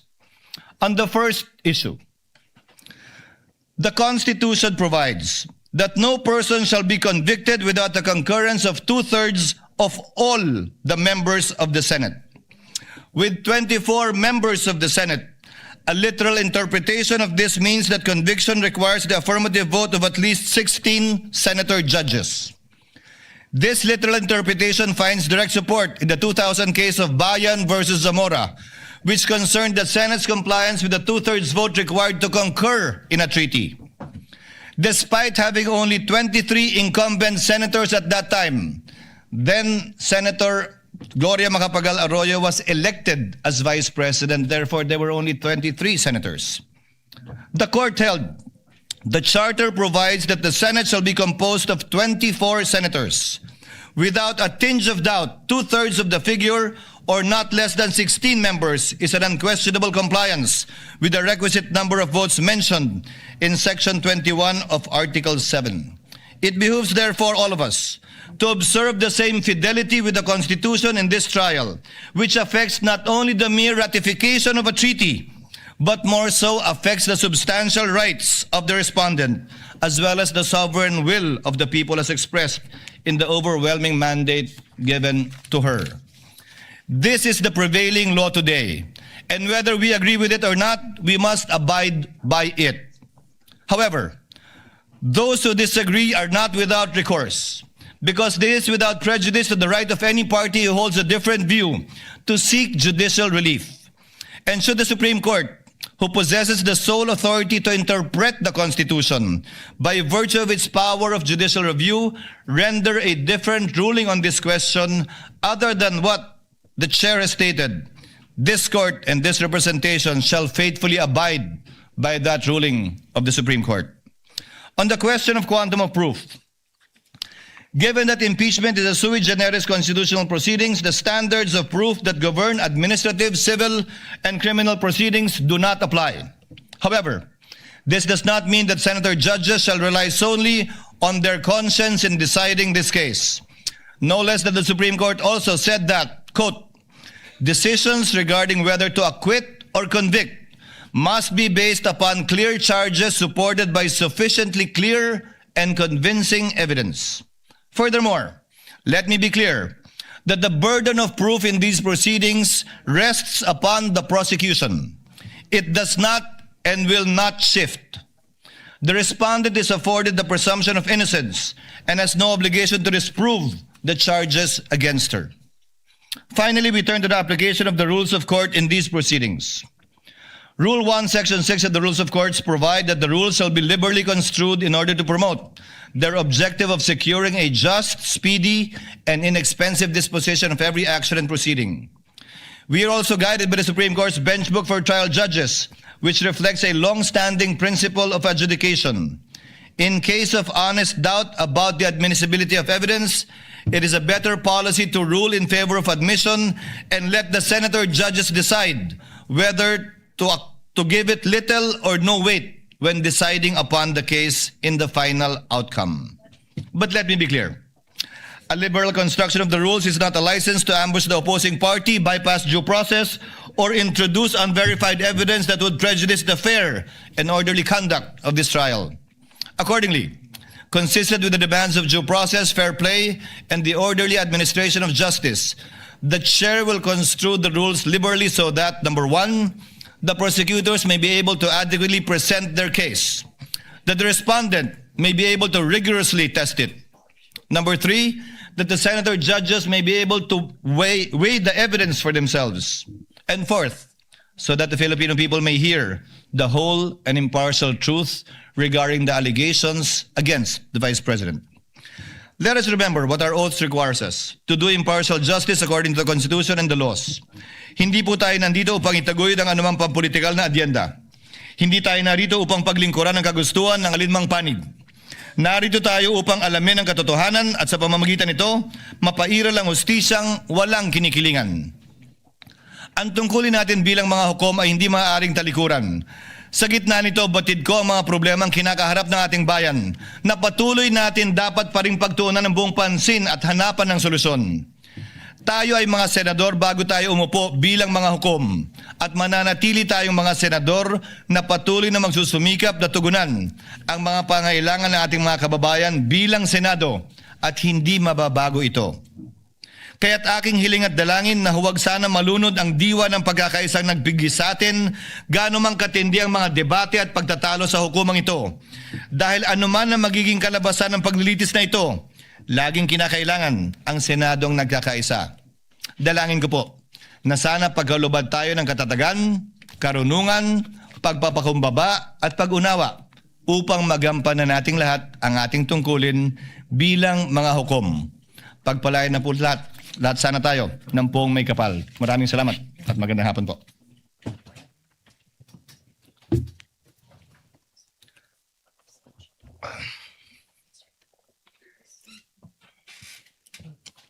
Sir Presiding Officer. Before we continue, Chair would like to make of record that Senator Joel Villanueva will insert his explanation of vote into the records. If there are no objections, Chair dispenses with the reading of the minutes of the Journal of the May 18 proceedings, 2026, and consider the same as approved. Ma'am, on the motion? There being no objection, Journal is hereby approved. Senator Cayetano? Mr. President, let me thank you and just make the manifestation that this representation believes that it is a threshold issue, the number of senators to convict, and two-thirds, the logical, fair, that would give justice to the Constitution 16. So I thank you for that statement. And as you mentioned, it is a statement of the court, not only of the presiding justice, because napaka-importante na sa umpisa pa lang, alam na ng prosecution at alam na ng depensa kung ilan. Having said that, Mr. President, as to the issue of the presiding officer, not to take up more time, I'd like to register a continuing objection, but instead of giving my arguments, may I submit it in writing, with basically saying that violation of the Constitution is not a technicality. But if our dear colleagues would allow, we will just submit it in writing, Mr. President. The Whoever wants to continuing join. objection of the gentleman is noted, and he may so submit his extended written explanation in writing for the record. Senator Cayetano? Thank you, Mr. President. Just a few administrative matters with your indulgence, dear colleagues. The lady may proceed. Thank you. I read that we have rules for our resource panel and also our prosecution and defense that no drinks and food allowed. May I respectfully request that they be allowed to have water. It's a basic human right naman siguro na makainom ng tubig. I read something. I'm just saying, I saw it in the rules. So I'm making clear because knowing them, they will follow our rules, and I think it's not right to not allow drinks. And then there may be some who are pre-diabetic or diabetic and need to eat something. So if they have to have crackers or whatever it is that they need to have, I think we should allow them to do that, Mr. President. Sama-sama ko na yung rules ko, ha. And then they should also be allowed to have a bathroom break. I don't want them to also, may ibang klaseng sakit naman yung hindi nakakapunta sa banyo, so may they automatically be allowed. I think they're responsible enough to, they're a whole team. There's like a dozen of them here. And then finally, sitting is the new smoking. May we also allow them without them having to ask for permission to stand up, stand in the back, and to stretch their legs, because it is not healthy to be sitting down for 2, 3, 4 hours, and I think our hearings will go on for a long time. So that is my humble submission for the health and wellness of our prosecution and defense panel. Thank you, Mr. President. Noted, and we will discuss the matter with the parties. Senator Pangilinan. Yes, Mr. President, if I may be likewise allowed to submit a written explanation of my vote, particularly on the matter of referring to the Constitutional Commission when the debates of the Constitutional Commission, Mr. President, where I believe there is a contrary opinion, which the Supreme Court, in fact, ruled in previous rulings, the Chavez case, Mr. President, for the records. Noted, the gentleman may do so. If there are no other matters, we now proceed to trial. The clerk of court will please call the case before this impeachment court. Case number 004-2026 in the matter of impeachment trial of Vice President Sara Zimmerman Duterte. Appearances for the prosecution.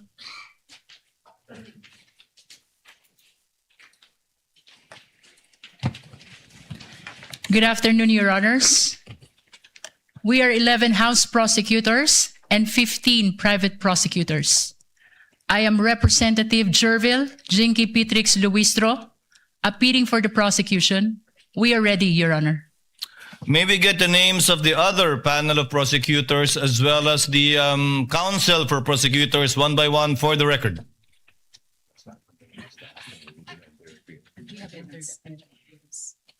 Good afternoon, if Your Honors, please. We have already submitted the names of the public and private prosecutors who have formally entered their appearance. Ako po si Representative Jose Manuel I. Diokno, magalang pong humaharap sa Senate Impeachment Court. Ready po. Noted. Good afternoon, Your Honors. I am Representative Laila De Lima from the Mamamayang Liberal or ML party list, respectfully appearing as public prosecutor. We're ready.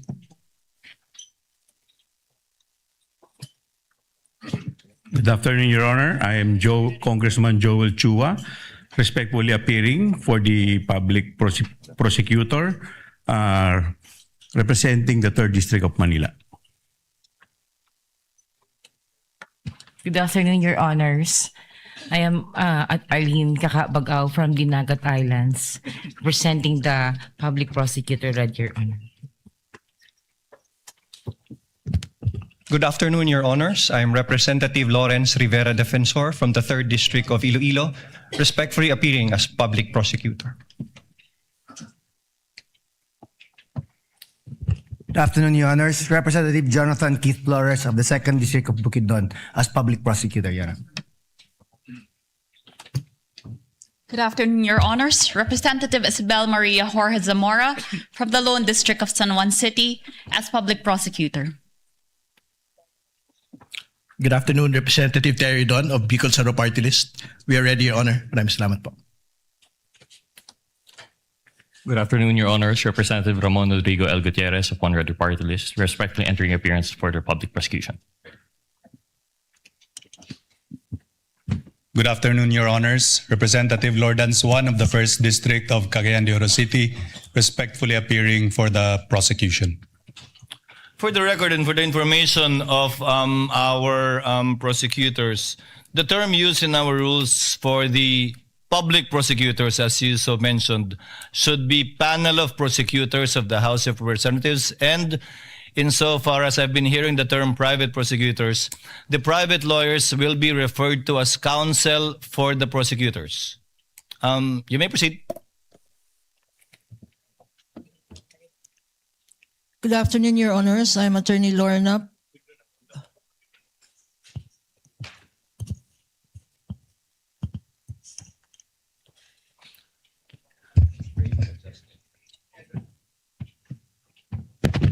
Good afternoon, Your Honors. I'm Attorney Lorna Pataho Kapunan, counsel for the prosecutors, under the control and supervision of the panel of prosecutors from the House.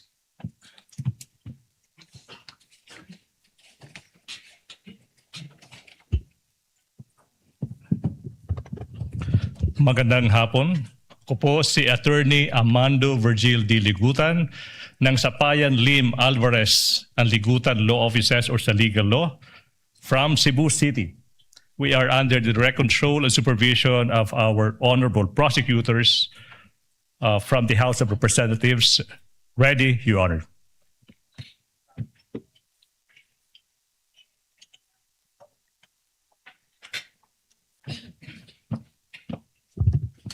Good afternoon, Your Honors. I am May Sancho Divina Gracia of the Co and Divina Gracia Law Offices, and I am respectfully entering my appearance as counsel for the prosecutors.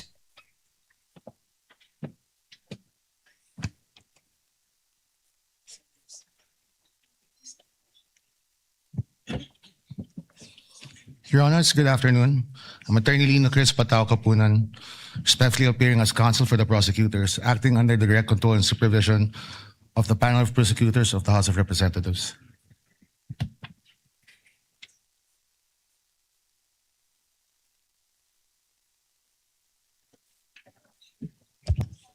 Good afternoon, Your Honors. Attorney Sonia Castillo, private prosecutor, under direct control and supervision of the public prosecutors. We are ready, Your Honor.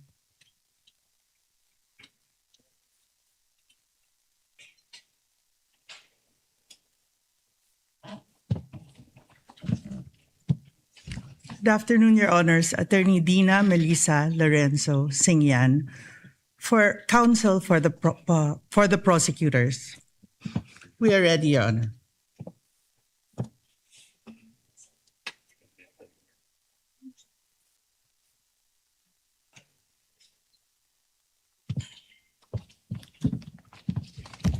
Good afternoon, Your Honors. I'm Attorney Marford T. Fua, appearing as counsel for the panel of prosecutors. Good afternoon. We are ready, Your Honor.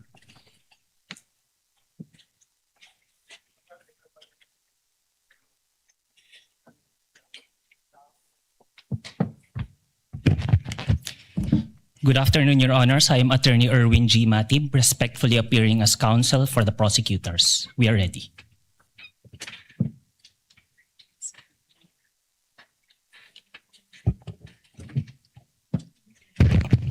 Good afternoon, Your Honors. I'm Attorney Justine Lamarca, respectfully entering my appearance as counsel for the prosecutors. We are ready, Your Honor.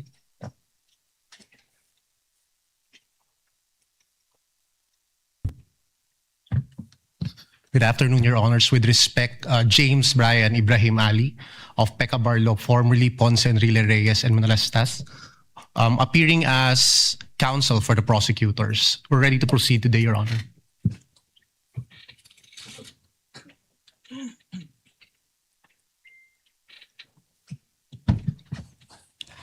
Good afternoon, Your Honors. I'm Attorney Reynaldo Robles of the law firm of Chan Robles and Associates, appearing as counsel for the prosecutors under the control and supervision of the public prosecutors. Ready, Your Honor.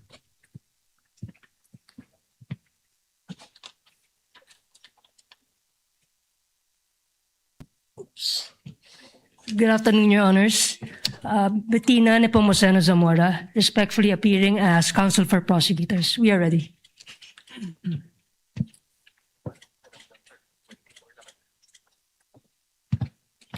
May it please the court, Attorney Theodore Te, appearing as counsel and under the control and supervision of the House panel of prosecutors.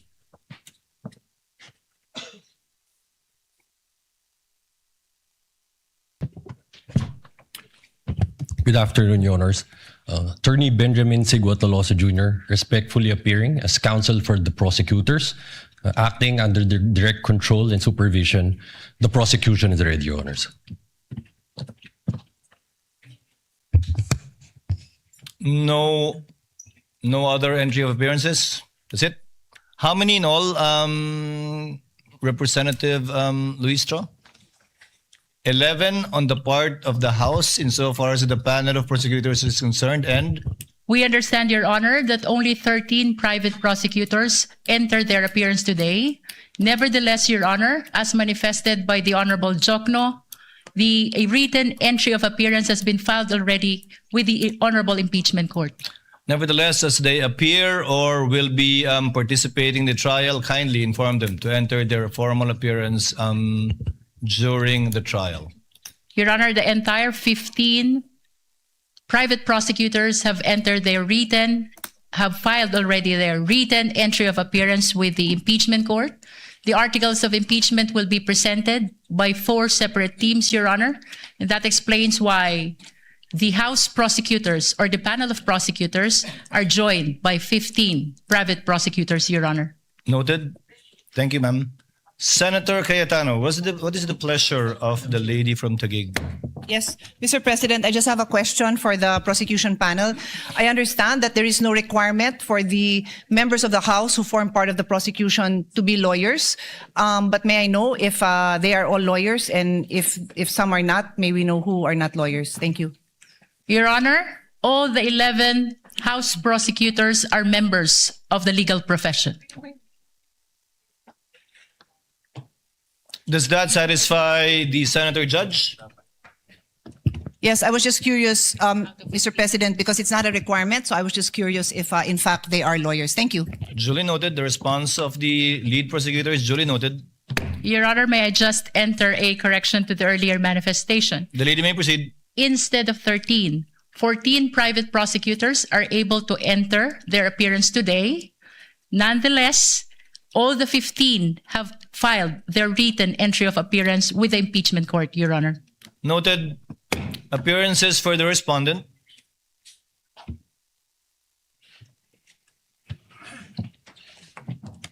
Good afternoon, Your Honors. I am Sheila Sison, respectfully appearing for Vice President Sara Duterte. With the permission of the court, my co-counsel will enter their respective appearances.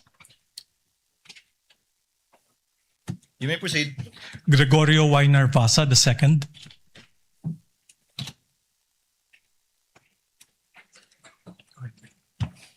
Christine R. Ferrer for the Vice President. Good afternoon, Your Honors. Michael Wesley Poa for the Vice President. Good afternoon, Your Honors. Carlo Joaquin T. Narvasa for the Vice President. Good afternoon, Your Honors. I am Mark C. Vinluan for the Vice President. Good afternoon, Your Honors. Justin Nicole B. Goulart for the Vice President. Good afternoon, Your Honors. Lyndon Miguel C. Bacuel for the Vice President. Good afternoon, Your Honors. I am Ralph Borja Bodota for the Vice President. Good afternoon, Your Honors. Roberto Nervasa Batongbakal for the Vice President. Good afternoon, Your Honors. David Runel Amgoli VII for the Vice President. Good afternoon, Your Honors. Carl Grace G. Oroseo for the Vice President. Good afternoon, Your Honors. Clarlene Radok for the Vice President. Good afternoon, Your Honors. Francesca Marie V. Flores for the Vice President. Good afternoon, Your Honors. Miguel Carlos Albar Fernandez for the Vice President. Chair notes the entry of appearance of the counsels for respondent Vice President Sara Zimmerman Duterte, and Chair likewise notes that the Vice President is not physically present but represented more than adequately by her counsels who entered their appearance. On May 19, 2026, the court, pursuant to Rule 7 of our rules, issued the summons to Vice President Sara Zimmerman Duterte to answer to the articles of impeachment. On May 20, 2026, the Sergeant at Arms served the summons on the Vice President and made a return of service under oath before the Secretary of the Senate. Let the return be entered at large into the records pursuant to Rule 8 of the Rules of Procedure on Impeachment Trials. So ordered. Likewise, the court received pleadings, comments, manifestations filed by the parties. All such pleadings, comments, manifestations, and requests filed by the parties, as well as all issuances and orders of the clerk, as well as the clerk of court, made through the presiding officer, are hereby deemed read into the records of the case. So ordered. At this juncture, the chair would like to direct the parties to prepare for their opening statements. We will start with the prosecution. May I know from the prosecution who will deliver the opening statement, and from the respondent who will deliver the opening statement? Under our rules, only one lawyer shall deliver the opening statement for either side. I presume Representative Luistra, you will deliver for the prosecution and for the on the part of the respondent? I will deliver the opening statement for the defense, Your Honor. Representative Luistro from the panel of prosecutors of the House of Representatives is now recognized to deliver her opening statement for the prosecution. You may proceed, ma'am, and you have 15 minutes. Your Honor, before I proceed, the prosecution respectfully moves for the reading of the 4 articles of impeachment and the entry of the corresponding answer or plea for each article of impeachment, Your Honor. Your Honor, this is consistent to the Senate rules on impeachment, particularly Rule 7, Your Honor, the last paragraph of which mentions about failure to appear, failure of the lawyer to appear, and failure to file answer. There should be an entry of plea of not guilty. Likewise, Your Honor, under Rule 9 of the Senate Rule of an Impeachment, which says that the person impeached shall then be called to appear and answer the articles of impeachment against him or her. In this rule, Your Honor, it was likewise provided that the name of the person appearing in behalf of the respondent should be entered into the record. And by the answer, Your Honor, it is humbly believed that it pertains to the particular plea of whether guilty or not guilty of the respondent, Your Honor. Likewise, Your Honor, under Rule 21, Your Honor, the trial of all the articles of impeachment shall be completed before the senators vote on the final question of whether or not the impeachment is sustained. It is gleaned from this rules, Your Honor, that the senators will be voting on a per article basis, Your Honor. And that is why it is the humble submission of the prosecution that there should be reading of the article and entry of the particular plea per article, Your Honor. This likewise, Your Honor, manifests our complete adherence to the mandate of the Constitution sa pagbasa po ng mga artikulo ng impeachment at pagpapasok ng sagot ng respondent, maipakita po natin sa sambayanang Pilipino ang ating pagsunod sa mandato ng konstitusyon. Likewise, Your Honor, it upholds due process not only of the respondent but also of the Filipino people. Sa pagbasa po ng mga artikulo ng impeachment, she will be informed of the nature of the accusation against her bago pa po siya sumagot whether she is guilty or not guilty, Your Honor. Likewise, Your Honor, ang 4 na artikulo po ng impeachment ay nakabase sa iba't ibang alegasyon ng facts at iba't ibang nature of accusation or cause of action, Your Honor. And with that, Your Honor, it is perceived that there is a possibility that the plea of the respondent to each and every article will be different from one another, Your Honor. And lastly, Your Honor, this is consistent with the Senate rules on impeachment because the senator judges, the honorable senator judges, Your Honor, will be voting on a per article basis after the conclusion of the trial of this impeachment case, Your Honor. The chair will respond. Unless the counsel for respondent would like to say something about the motion of the distinguished lead prosecutor. Yes, Your Honor, may I comment? The lady may proceed. Before the presiding officer can rule on the motion or request of the lead prosecutor. But before I give my comment, may I just clarify if the lead prosecutor is now making a motion to arraign the respondent accused. Your Honor, whether this is arraignment or otherwise, the motion of the prosecution is very much consistent with the Senate rules on impeachment. I think the question, Your Honor, is very simple. As I have It's mentioned, Your answerable by Honor, yes or no, Your Honor. Rule 7, Is the lead prosecutor, Rule 9, is the lead prosecutor Let this not be a debate between the requesting councils. for the respondent accused Counsel to be for arraigned, Your Honor? respondent, kindly make your comments and avoid asking questions from the counsel for the prosecutor. We will recognize the counsel for respondent for her comments on the motion and the manifestations made by the lead prosecutor for the House. You may proceed, ma'am. Thank you, Your Honor. I believe I have a standing question to the lead prosecutor, and I would like to ask her for the legal basis for requiring the respondent to be arraigned today. Because, Your Honor, I note that in her request earlier and manifestations given for the respondent to be arraigned today, she cited Rule 7, Rule 9, and Rule 21.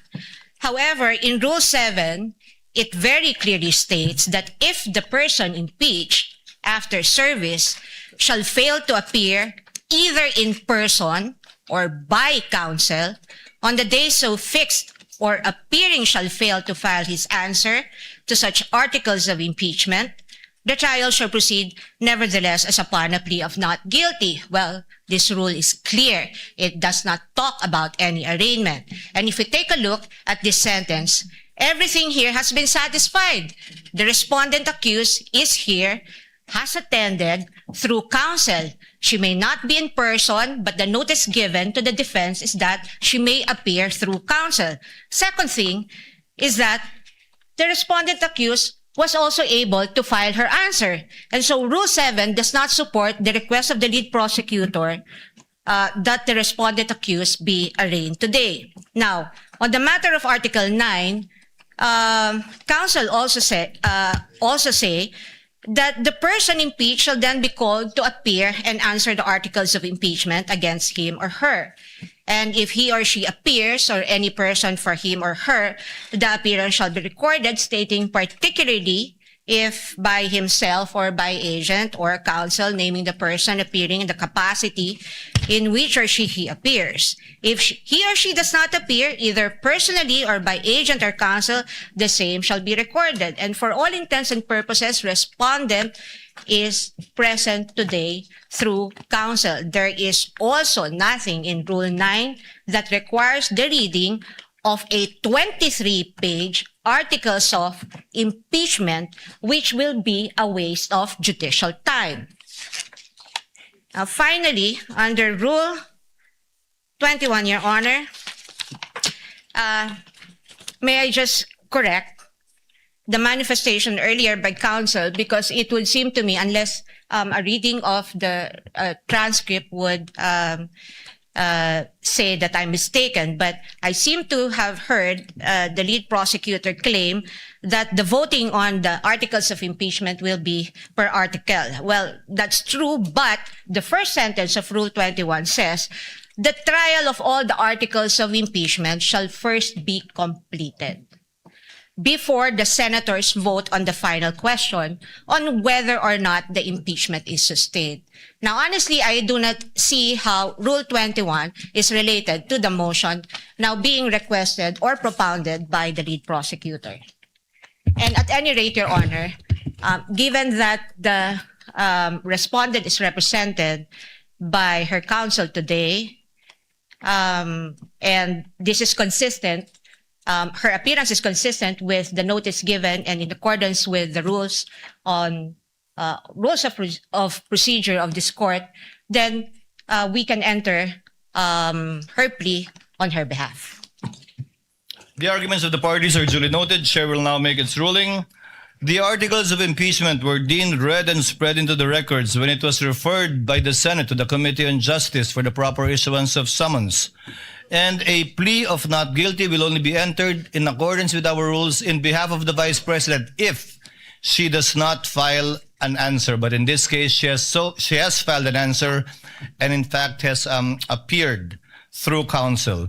Insofar as the reading of the articles of impeachment is concerned, it will be done at the final resolution of this case when it is put to a vote by the senator judges, where each article of impeachment will be read before a vote shall be taken thereon. For those reasons, the motion is denied, and the lead prosecutor, Representative Luistro, may proceed with her opening statement. Kindly be mindful of the clock. And before recognizing you, ma'am, may I remind the counsels for the parties to kindly address the chair with respect to anything and everything they want or wish to say before the court, and not to address each other. The lady may proceed. Representative Luistro, you are recognized, and you have 15 minutes for your opening remarks. We thank the court, Your Honor.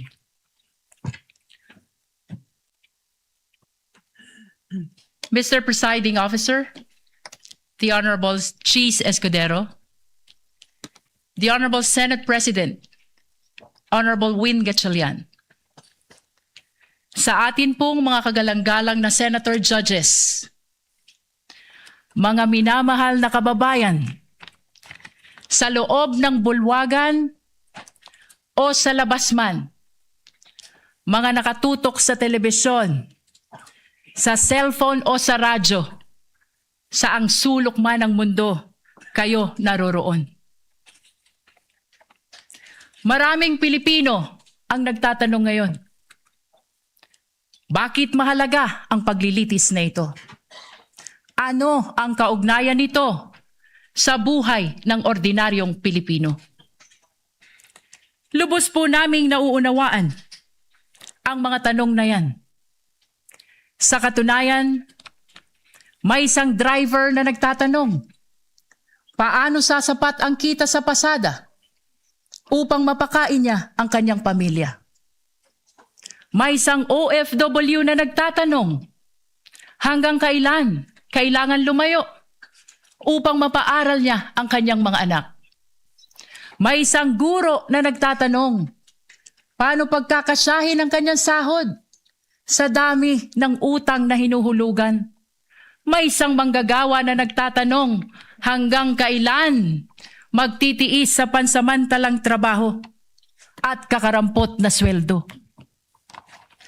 Sa unang tingin, maaring sabihin na malayo sa buhay nila ang paglilitis na ito. Ngunit hindi. Hindi po. Sapagkat ang usapin ngayon ay patungkol sa isang bagay na pag-aari nilang lahat. Ang kanilang pera, ang kanilang tiwala, ang kanilang karapatan na maningil ng pananagutan mula sa mga pinuno na kanilang pinagkatiwalaan. Kapag ang isang empleyado ay nagkamali ng paggamit ng pera ng kumpanya siya ay pinagpapaliwanag. Kapag ang isang barangay treasurer hindi maipaliwanag ang nawawalang pondo, siya ay iniimbestigahan.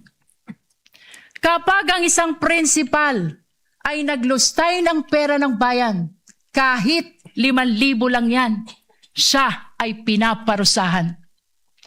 Natural lamang na magtanong ang sambayanan kung ang ordinaryong Pilipino ay pinapanagot. Bakit hindi ang pinakamakapangyarihan na opisyal ng pamahalaan? Ito ang dahilan kung bakit mahalaga ang paglilitis na ito. Hindi upang usigin ang isang tao, hindi upang maghiganti sa kalaban, hindi upang manalo sa politika, kundi upang sagutin ang isang tanong na napakahalaga sa kinabukasan ng ating republika. May saysay pa ba ang pananagutan sa ating bansa? Sapagkat ang kasong ito ay higit at lampas sa sino mang opisyal. Higit at lampas sa anumang partido. Higit at lampas sa alinmang administrasyon. Your Honors, the framers of the Constitution understood that there may come a day when extraordinary power would be entrusted to extraordinary office. They also understood that there may come a day when trust would be broken. And that is why they gave the House of Representatives the power to impeach and the Senate the duty to judge, not to punish political opponents, not to settle political scores, but to protect the republic itself. That is why the Constitution declares public office is a public trust. Ang kapangyarihan ay hindi pag-aari ng sino mang opisyal. Hiram lamang ito sa taong bayan. At ito ang dahilan kung bakit naririto tayo ngayon. Your Honors, the prosecution will present exactly what the Constitution requires. Evidence. Hindi chismis. Hindi haka-haka. Hindi propaganda. At lalong hindi SOCMED narrative. Evidence, official records, financial documents, government reports, video recording, statements under oath, independent findings of institutions created by law. Mga dokumento na hindi bumoboto. Mga records na walang partido. Mga katotohanan na walang kulay pampolitika. Sa unang tingin, maaring magmukhang magkakahiwalay ang 4 articles of impeachment. Confidential fund, unexplained wealth, bribery and corruption, threat against constitutional order. But these are not 4 separate stories. These are 4 chapters of the same story. Story about power exercised without accountability. Story about public trust betrayed. Story about public office that stopped answering to the public. On the first article of impeachment, the evidence will show that more than 612 million pesos in confidential fund entrusted to the office of the Vice President and the Department of Education were disbursed, transferred, and liquidated under circumstances that cannot withstand scrutiny. 612 million pesos. Hindi ito pera ng gobyerno. Pera ito ng sambayanan. Pera ng manggagawa. Pera ng magsasaka. Pera ng OFW. Pera ng guro. pera ng bawat Pilipino na nagbabayad ng buwis at nagtitiwala na gagamitin ito ng tama. The evidence will show liquidation reports supported by questionable documents. The evidence will show acknowledgement receipts bearing names government records could not verify. Names that transformed accountability into a mockery. Pananagutan na naging kalokohan. Names that insulted the intelligence of the Filipino people. Mary Grace Piatos, Milky Sikuya, Kokoy Villamin. On the second article of impeachment, the evidence will show financial transactions involving billions of pesos associated with the respondent and her husband. Billions. Hindi milyon, bilyon. At habang milyon-milyong Pilipino ang nagtratrabaho at nag-iipon buong buhay upang magkaroon ng sariling bahay, makapagpaaral ng mga anak, magkaroon ng kaunting seguridad para sa pamilya. Aba, bilyon-bilyong piso ang dumaan sa mga bank accounts na hindi maipaliwanag ng maayos. This article is not about wealth. This is about accountability. This is about explanation. If wealth was lawfully acquired, where is the lawful explanation? If transactions were proper, where is the complete accounting? If numbers truly add up, then why do they refuse to reconcile? On the third article of impeachment, the evidence will show bribery, graft and corruption through the distribution of cash payments and monetary gifts to officials under the supervision of the respondent. This article is not simply about envelopes. This is about institution. This is about whether loyalty was purchased rather than earned. Government cannot function if loyalty is purchased instead of earned. Kapag nabibili ang katapatan, nawawala ang integridad. At kapag nabibili ang opisyal, nabubudol ang bayan. Perhaps the greatest tragedy is where the conduct allegedly occurred. In the Department of Education. Tama po sa DepEd. The institution entrusted with teaching future generations honesty, responsibility, integrity.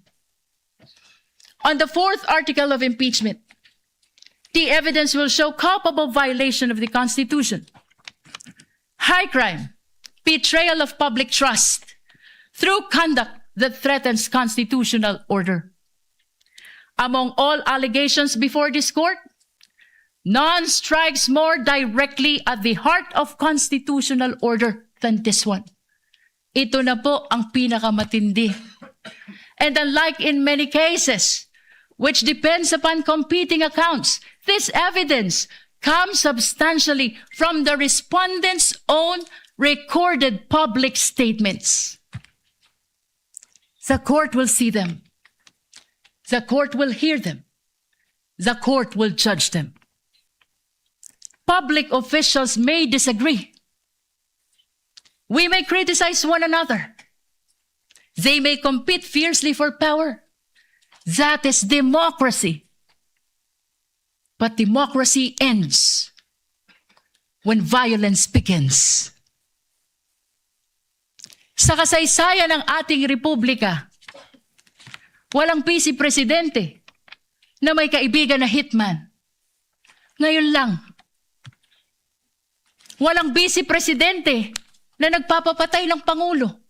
Ngayon lang. Walang vice presidente na handang magpapatay para lamang makaupo sa pwesto. Ngayon lang. The Constitution provides many means on how to resolve political conflict. Election, legislation, public debate, judicial review, and even impeachment. but it does not permit threats. It does not permit violence. It does not permit people entrusted with power to place themselves above constitutional restraints. Your Honors, at the center of this case lies a simple question, perhaps the most important to any republic. When the people entrust power to a public official, does the public official remain accountable to the people, or do the people become accountable to the public official? The Constitution's answer is very clear. Power belongs to the people. Public office is merely borrowed, and every borrowed power carries with it the obligation to account for its use. If a barangay treasurer must account for public fund, then so must the vice president. If an ordinary public servant can be investigated, then so can the highest officials of the government. If ordinary citizen is expected to obey the rules, then surely those who govern them must obey them first. Otherwise, what lessons do we teach our children?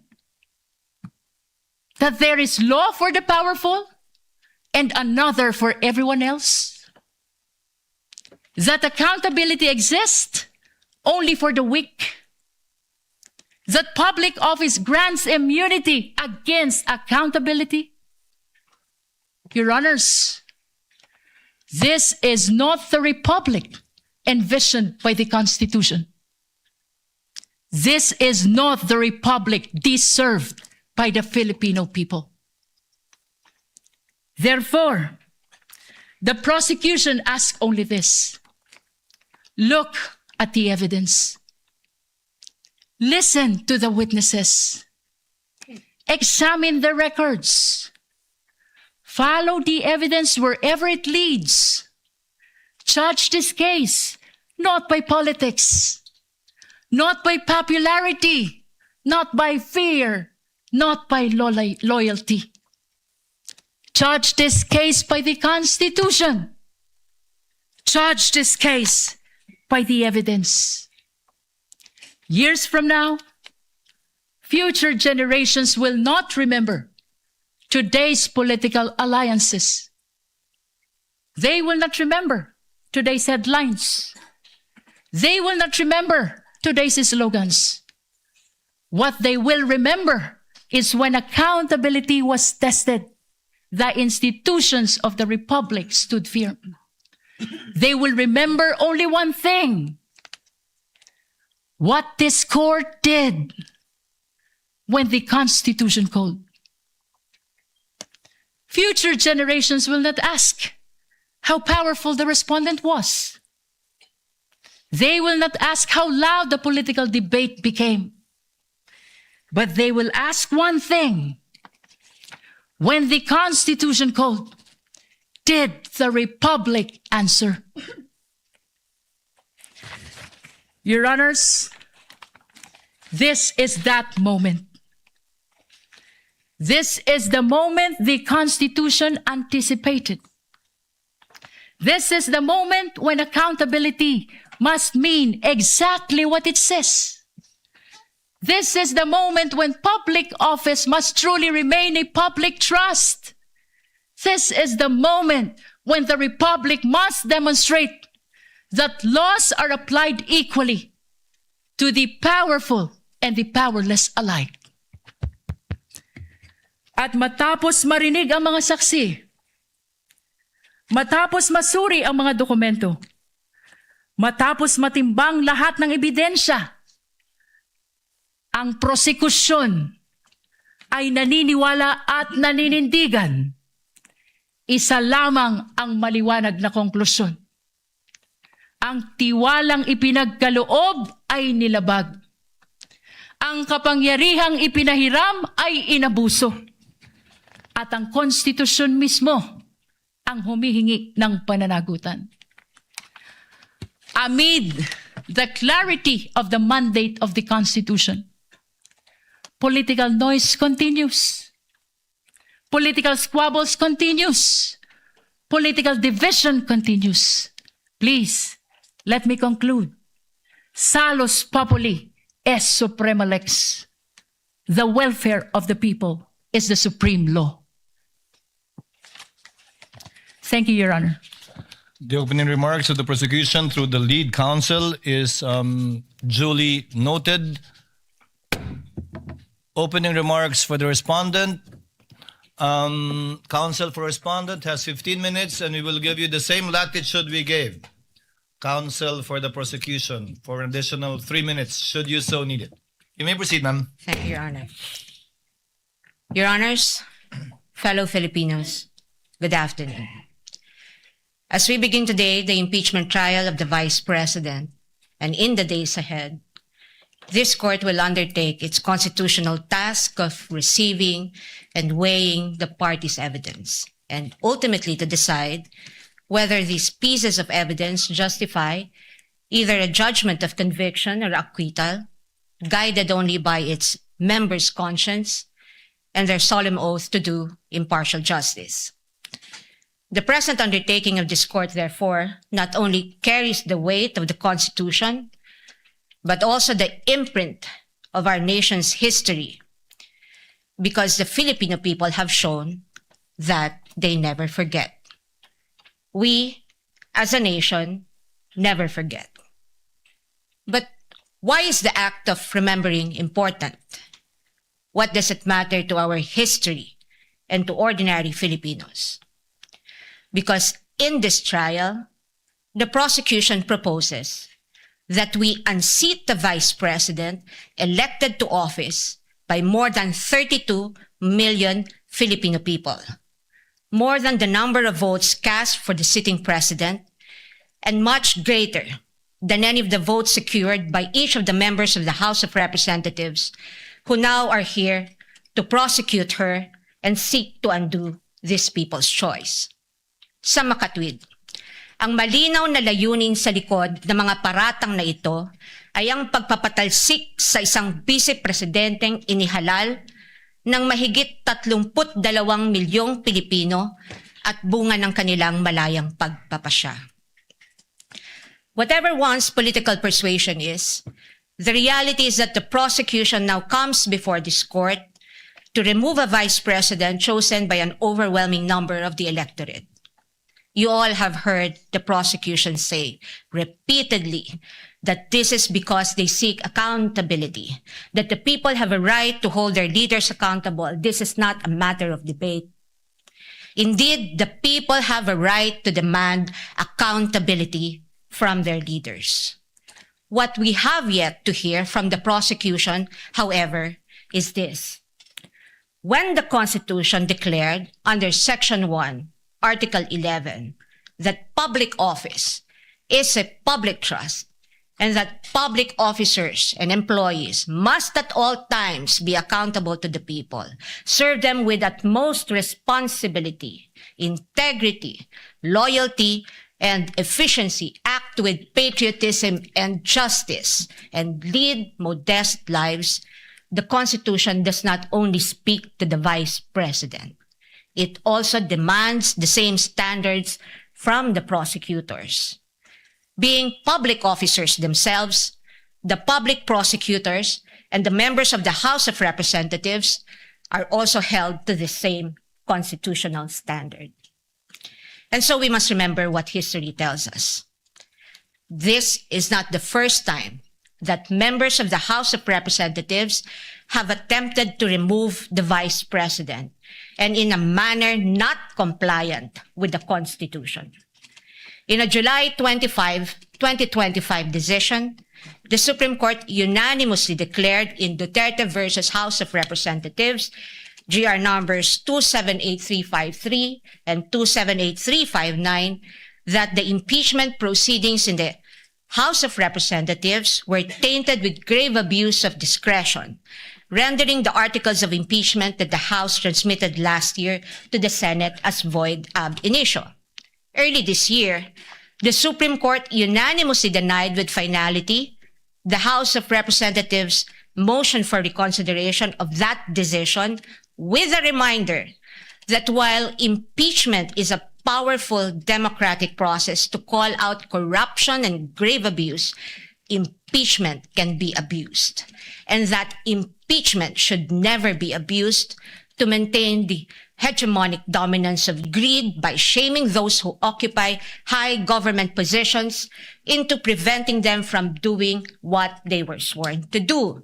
But perhaps the most enduring reminder of the Supreme Court that we must not forget in the entire course of this trial is that, in the words of the court, the rule of law that does justice is our lodestar, and that justice includes accountability. Justice includes fairness. Without fairness, there is abuse. This fairness is what our democracy is all about. It is in light of these reminders that we draw attention to certain fundamental legal principles that we think we must not forget throughout this trial. Mga batayang prinsipyo na dapat nating tandaan sa buong panahon ng paglilitis na ito, anuman ang ating kulay o politika.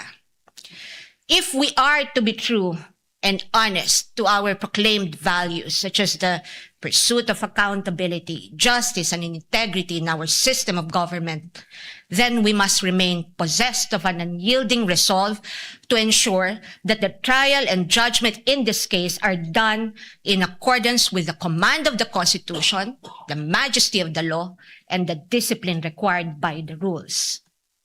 Otherwise, those who stand in sanctimonious judgment of the Vice President will send a clear message that the law can be bent when it suits the convenience of the powerful, and that justice can be sacrificed at the altar of partisan interests.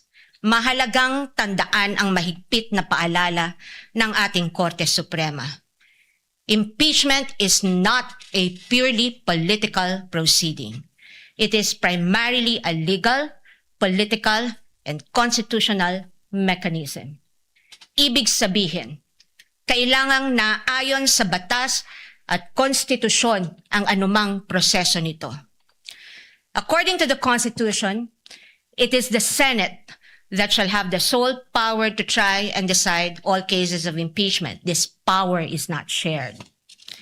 The Constitution gives no other body, department, tribunal, agency, or a mere committee of any of these institutions the power to try an impeachment case. The House merely initiates, the Senate tries. Yet, we have seen the Committee on Justice conduct what its chairperson, the lead prosecutor in this case, described as a mini trial, which, as we all had witnessed, became a vast fishing expedition of alleged evidence that were not even part of the impeachment complaints under its consideration, and which the respondent accused was made to answer. In that mini trial, we saw how the purported pieces of evidence were curated to construct a narrative against the Vice President even before this case reaches trial. The articles of impeachment presented before this court as an exercise of the House's power to initiate impeachment cases are therefore, in sober truth, the product of an impermissible intrusion of clear constitutional boundaries. Over the course of the impeachment trial, the prosecution will attempt to convince this court and the court of public opinion that the allegations in the articles of impeachment are supported by materials they obtained during their mini trial, and that evidence exists to sustain a judgment of conviction. They will claim that the notices of suspension and disallowance issued by the COA and the COA decision denying the Vice President's appeal of that disallowance support their accusations, with the release of that decision by the COA conveniently timed and coinciding with the committee hearings. They will claim that the certifications of the PSA confirm their allegation that recipients of the confidential funds do not exist, even though they listed one Mary Grace Piatos in their pre-trial brief as among their witnesses, or that the liquidation of the confidential funds in a span of 11 days was allegedly swift as to invite suspicion. The prosecution will assert that the supposed NBI findings of similar signatures across a number of acknowledgement receipts submitted to the COA are supportive of their conclusion that the disbursements of the confidential funds were irregular. What the prosecution avoided informing the public so far are these: that it was the then Secretary of the Department of Budget and Management, Amena Pangandaman, who issued a memorandum for the President through Executive Secretary Lucas Bersamin on October 18, 2022, recommending the approval of the Office of the Vice President's request for confidential funds. That the Office of the President did in fact approve that recommendation of the DBM through a memorandum from the Executive Secretary dated November 28, 2022, and signed by the former Executive Secretary Lucas Bersamin by order of the President. That on December 13, 2022, the DBM issued a special allotment order number SARO-BMB-C-22-001-2004, signed by former Secretary Amena Pangandaman, to cover the request of financial assistance, subsidy, and confidential funds of the OVP that, notwithstanding the impending end of the fiscal year, the confidential funds were nonetheless released to the OVP on December 20, 2022 under this documented approval process. That the COA decision is far from being final, that there is a pending motion for reconsideration of that decision that, assuming arguendo, the COA denies that MR today, or while this trial is ongoing, as could plausibly happen under the circumstances, the respondent accused still has legal remedies available under the law and rules and can file a petition to question the validity of any forthcoming resolution of the COA on the MR under Rule 64 via petition for certiorari under Rule 65 of the Rules of Court, and more importantly, that nothing in the notice of disallowance or COA decision states any findings of supposed misuse of confidential funds as confirmed by Attorney Gloria Camora when she was asked on this point during the committee hearing on April 14, 2026. Across all other articles, the prosecution will lay a landscape of what it deems to be their evidence in support of their speculations and conclusions. We are not strangers to all these accusations, precisely because this was not the first time these narratives were foisted into the minds of the general public. We have heard the same tales and stories of these accusations since 2024, when the House conducted its Quadcom hearings and most recently the mini trial of its Committee on Justice. But what we must not forget amid all these accusations is the fundamental legal principle that the burden of proof never shifts. The burden of proof never shifts. He who accuses must prove his allegations with evidence that meets not only the degree of proof required, but also meets the evidentiary standards of admissibility, credibility, relevance, materiality, and competence. We therefore should not lose sight of the core principle that the burden of proof is on the prosecution, and unless it discharges that burden, the accused need not even offer evidence on her behalf, and she will be entitled to an acquittal. This is the law then. This is the law now. And the underlying principle for this burden of proof is simple. Under our Constitution, every accused is presumed innocent until proven otherwise.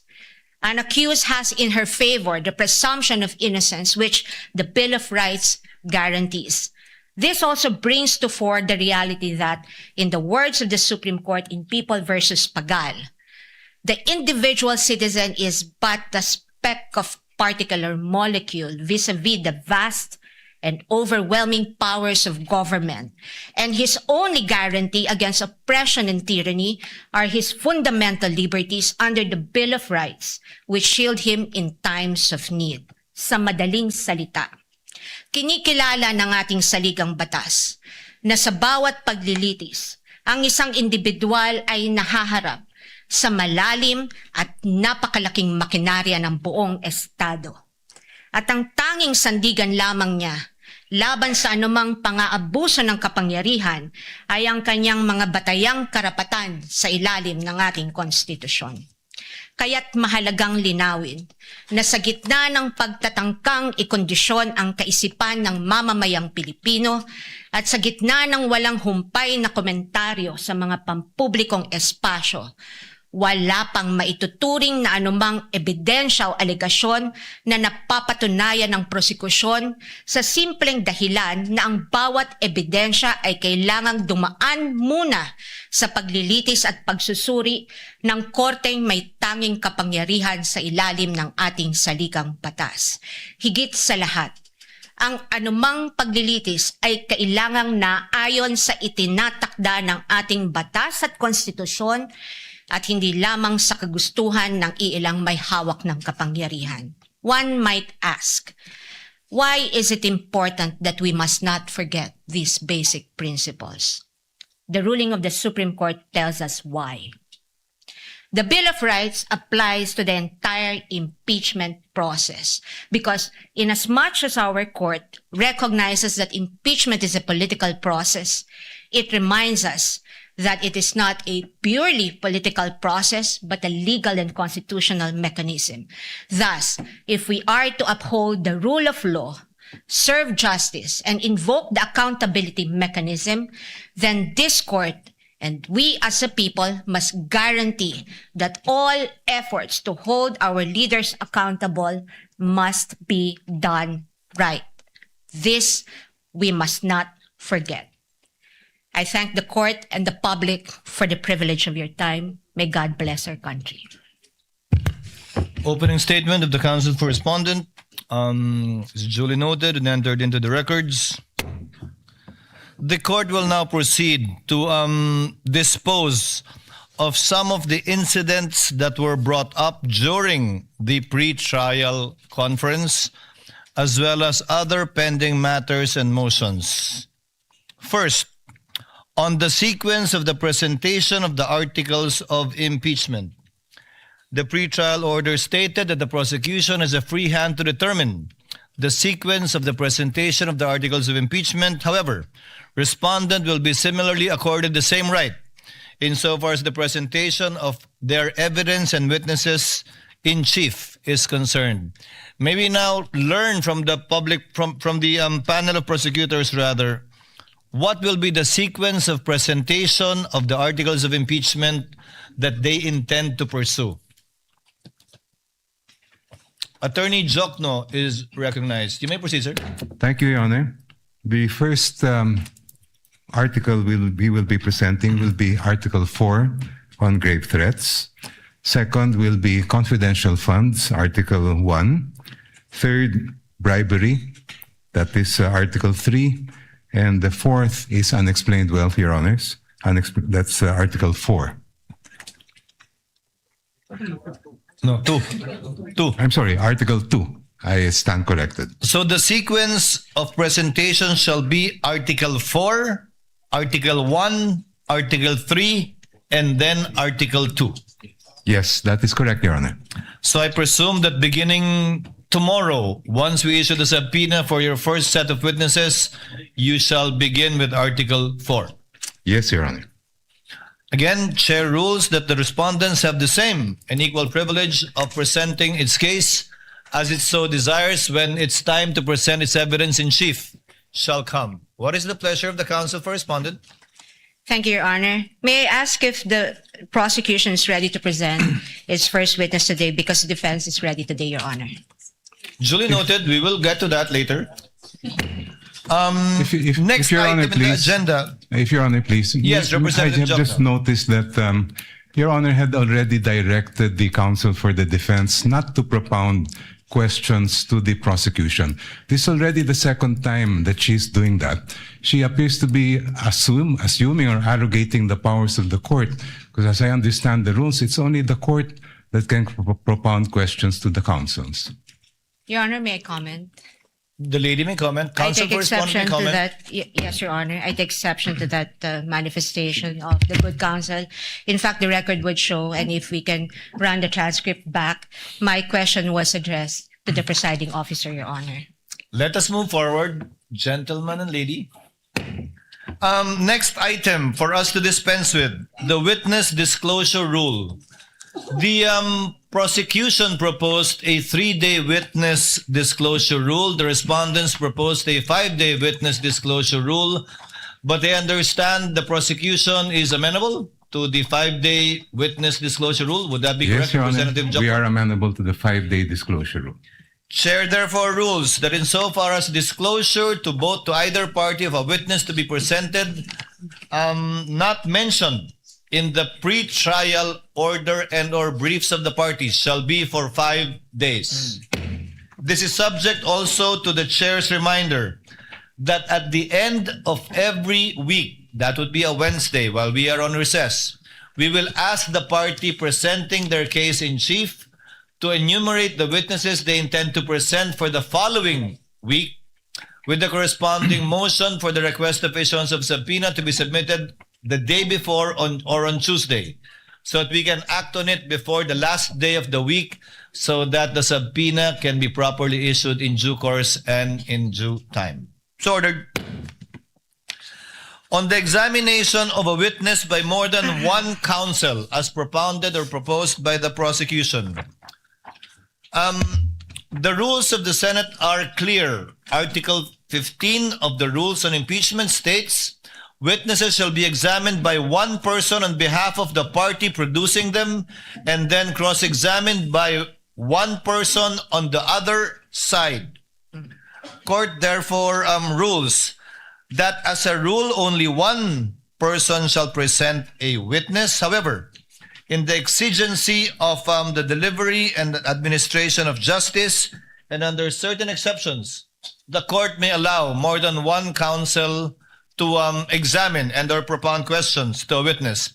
To cite an example, just for the sake of the record, if, for example, the panel of prosecutor disagrees with how the counsel for prosecutor is handling the case, the panel of prosecutors or one of them can take over, and that is but proper and should be allowed and will therefore be considered as an exemption to that rule. And other similar exigencies will be allowed in order to afford the orderly administration of justice and of these proceedings. So ordered.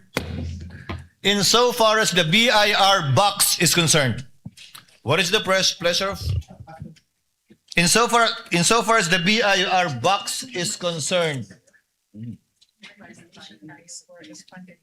this box was turned over to the Senate as part of the documents, including the articles of impeachment. However, the court is not yet in custodia lehis of this box, given that there is no lawful order issued by the court for this box to be turned over to the Senate.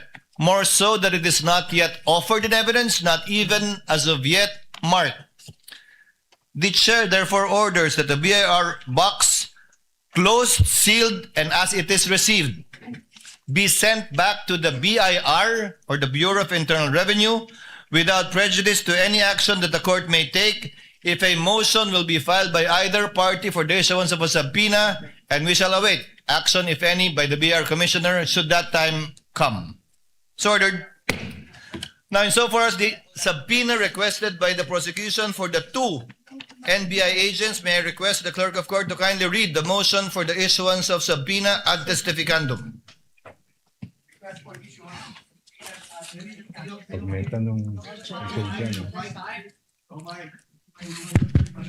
The prosecution, to the undersigned public prosecutors, respectfully requests the issuance of subpoenas ad testificandum, directing the following witnesses to appear and testify before the Honorable Impeachment Court on July 6, July 7, and July 8, 2026 at 2 p.m. as their testimonies are material, relevant, and necessary to establish the allegations under Article 4 of the Articles of Impeachment, as well as matters necessarily incidental thereto, and for purposes of the identification and authentication of other evidence before the Impeachment Court. Number 1, Attorney Jeremy C. Lotok, Regional Director, National Bureau of Investigation. Number 2, John Mark Calilong, Senior Agent, National Bureau of Investigation. Respectfully submitted, Quezon City for Pasay City, July 1, 2026. We are not in receipt of any reservation or objection on the part of the respondent, counsel for respondent rather. However, Chair would like to ask the prosecutors, do you only request for a subpoena ad testificandum or a subpoena duces tecum as well? If I understand the record, Your Honor, please to say subpoena both for ad testificandum and duces tecum. The motion filed Your by the Honor. prosecutors is only for a subpoena ad testificandum. That's why the Chair is clarifying. Your Honor. I stand corrected, if Your Honor, please. It's just Counsel for ad for respondent? testificandum. Counsel for respondent? If I may, Your Honor, just to set Please the record proceed. straight, the presiding officer earlier inquired mentioned that the court is not in receipt of any objection from the respondent. But just to set the record straight, the respondent has not received any copy of the request for subpoena being mentioned today, Your Honor. Naserve natin, di ba? What we received, Your Honor, was a manifestation containing the list of the witnesses of the prosecution for July 6, 7, and 8, Your Honor. And so it would be impossible for the defense or the respondent to object or to even comment on a request that we were not served with any copy with. The two witnesses against whom a subpoena has been requested by the prosecution were mentioned in the pre-trial brief of the prosecution and was not commented on by the respondents in their pre-trial brief. But if you do have any objections now, the court would be more than glad, or reservations, the court would be more than glad to hear it before ruling on the motion for the issuance of a subpoena on That's these fine. two NBI agents. At this point, Your Honor, that's fine. We'll just place on record our objections as the testimonial evidence is presented. Duly noted. Chair hereby orders that the subpoena ad testificandum and duces tecum be issued to the aforementioned two NBI agents contained in the motion filed by the counsel for the prosecutors. Although by nature subpoena is ex parte, we would Chair would instruct the clerk of court to kindly upload all of the filings of all of the parties to the website for the information not only of the senator judges, but also of the parties and their counsels. The Chair earlier, counsel for respondent, said that witnesses for the succeeding week shall be manifested in open court on the last day of the trial, in this case by Wednesday, insofar as the next week's trial is concerned. So ordered. Now, insofar as the request for subpoena for bank records and AMLC records, Chair recognizes the clerk of court to kindly read and spread into the records the request for the issuance of subpoena, both, I believe, ad testificandum and duces tecum, or just duces tecum, for the aforementioned documents. The clerk of court may proceed. Request for issuance of subpoena duces tecum. The prosecution respectfully requests the issuance of a subpoena duces tecum to the branch manager of the following banks: BPI Julia Vargas Branch, BPI Green Hills EDSA Branch, Philippine Savings Bank Wilson Branch, BDO Unibank Inc. Davao CM Rector Branch, Metrobank Davao Ecoland Branch, BDO Unibank Davao Rizal Branch, Security Bank Bikutan Branch, Land Bank San Pedro Branch, Philippine Savings Bank Davao MADR Branch,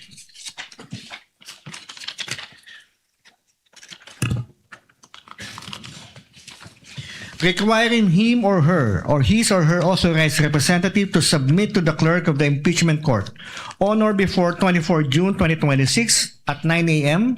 the certified true copies of all records, documents, books, papers, electronic data, communications, and information in the possession, custody, or control of the bank relating to any account, deposit, investment, trust, loan, safety deposit, or other financial transactions, maintained, opened, closed, controlled, beneficially owned, or jointly held by Sara Z. Duterte and/or Manasseh R. Carpio, whether individually, jointly with each other, jointly with any other person, or through any authorized representative, nominee, attorney-in-fact, or signatory for the period January 1, 2007 to December 31, 2025, including but not limited to: number 1, records identifying account numbers, account types, know your customer documents such as but not limited to customer information forms and signature cards. Number 2, monthly bank statements, average daily balances per calendar year, year-end balances from January 1, 2007 to December 31, 2025. Number 3, all account and transaction records, ledgers and journals and similar instruments from January 1, 2007 to December 31, 2025. And number 4, all other relevant bank documents. Request for subpoena juris tecum to the Anti-Money Laundering Council, to Honorable Eli M. Remolona Jr., Chairman, AMLC, to Attorney Ronel U. Benaventura, Executive Director, AMLC, requiring him or her or his or her authorized representative to submit to the clerk of the impeachment court on or before 24 June 2026 at 9 a.m. original or certified true copies of the following. Number 1, all reports of covered transactions and suspicious transactions filed by banks and all other financial institutions and covered persons required to submit covered transaction reports and suspicious transaction reports to the AMLC involving Sara Duterte Carpio and/or Manasseh R. Carpio covering the period of 2006 to 2025.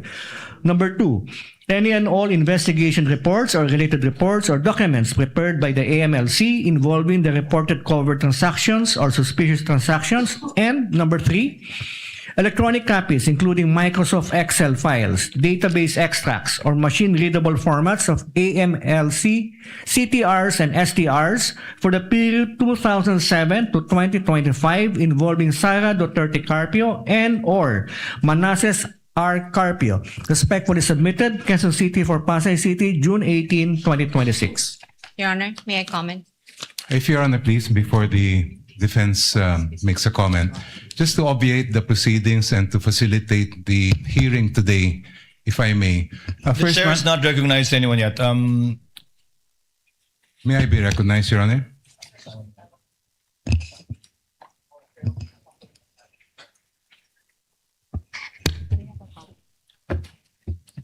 Yes, the counsel for prosecutor. If Your Honor, please, the subpoena request that was just read by the clerk of court pertains to a request that the prosecution filed in early June, which had where we had requested that the documents specified be brought to the Honorable Court on June 24. Since that date has passed and no subpoena has been issued, we had refiled just this afternoon a subpoena reiterating the same requests, and in the interest of justice and to allow the defense to comment or if they want object to the request that we filed this afternoon. Perhaps if I may suggest, if Your Honor, please, that we provide the copy to the defense, give them a period of time to submit their opposition or objection, and as well the same period of time to the prosecution to reply before the Honorable Court rules on this Counsel, request. Is the motion for subpoena ducis tecum and/or ad testificandum that you filed today exactly the same as what you filed before?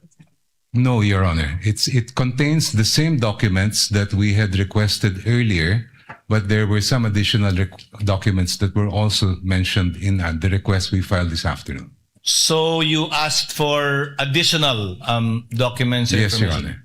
What does counsel for respondent say? Your Honor, before I give my comment on the request for subpoena, I thank the good counsel for offering to provide us a copy. of the request for subpoena, but we would also ask that we be provided with the June 2026 copies of the request for subpoena, as well as the new one that the council mentioned today. But just for the record, it would seem to me that the request for subpoena covers documents involving years from 2006 up to 2025. And again, just for the record, this would seem to violate the Duterte versus HOR ruling, which very clearly states that the impeachment must be only for those acts or omissions within the impeachable years and terms and office of the official. But nonetheless, Your Honor, just so we're able to fully ventilate whatever objections or comments that we may have on this request, and considering that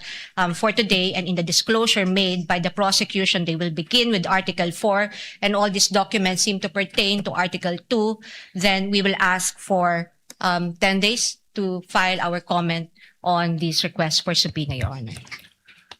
From today, Chair hereby directs that all motions for the issuance of subpoena ad testificandum, subpoena ducis tecum filed by either parties be furnished to opposing party and or counsel before filing it before this court in order to provide full disclosure and fairness.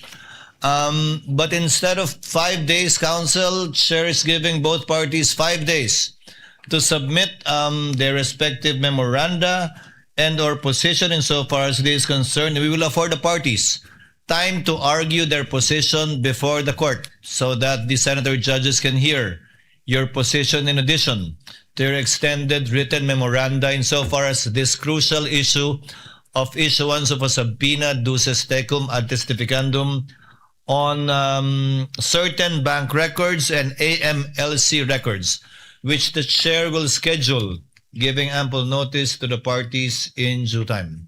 Is that okay with both sides? Just for clarity, Your Honor. Yes, counsel for respondent. May I ask that the period, if the period for the parties to submit or the respondent to submit its comment, her comment on the request for subpoena would be 5 days from today, Your Honor? From today, but you can submit it on Monday since it lands on a Saturday. Second, Your Honor, the presiding officer mentioned that we also must submit a memorandum or position paper on this, Your Honor. If you so desire, or you simply can argue it in open court, okay, but you may want to submit an extended written memorandum on the matter for the easy reading of the senator judges pertaining to this issue. Last, Your Honor, will the court also schedule an oral argument on the respective positions of the parties? Yes, Chair will do that. Thank you, Your Honor. And this would not be on Monday, Your Honor. No, that will not be on Monday. Thank you, Your Honor. If Your Honor, Counsel please. for prosecutor? Yes. May I be allowed to make a counter manifestation, just a brief one, with respect to the statement of the defense counsel regarding the application of the case of Duterte versus House of Representatives. The gentleman may proceed briefly. Your Honor, the decision and the resolution of the Supreme Court in that case did not say that any preterm evidence is inadmissible. There is no statement like that at all in the entire decision and the resolution. What the Supreme Court said, and I quote, was very simple. The basis of any charge must be for impeachable acts or omissions committed in relation to their office and during the current term of the impeachable officer. All of the articles in this particular case pertain to impeachable acts committed by the Vice President during her term as an impeachable officer, including unexplained wealth. If I may just be allowed 1 minute, Your Honor, to explain that. The 1 minute. Unexplained wealth, Your Honor, that is amassed prior to the term of a Vice President is relevant and material to her being an impeachable officer, because wealth of the magnitude of millions or billions ay meron pa rin pong pakinabang po yan ang Vice President kahit hanggang ngayon. It's very clear that when a local government official, for example, who later becomes a national official, amasses hundreds of millions, if not billions of pesos, then that benefit continues today. Second, if Your Honor, please, integrity, hindi po pwedeng biyakin po yan na kesa dati ay hindi po ganon at ngayon may integridad. It's very clear that integrity is a continuing requirement of fitness for office. Thank you, Your Honor. Duly noted and entered into the records.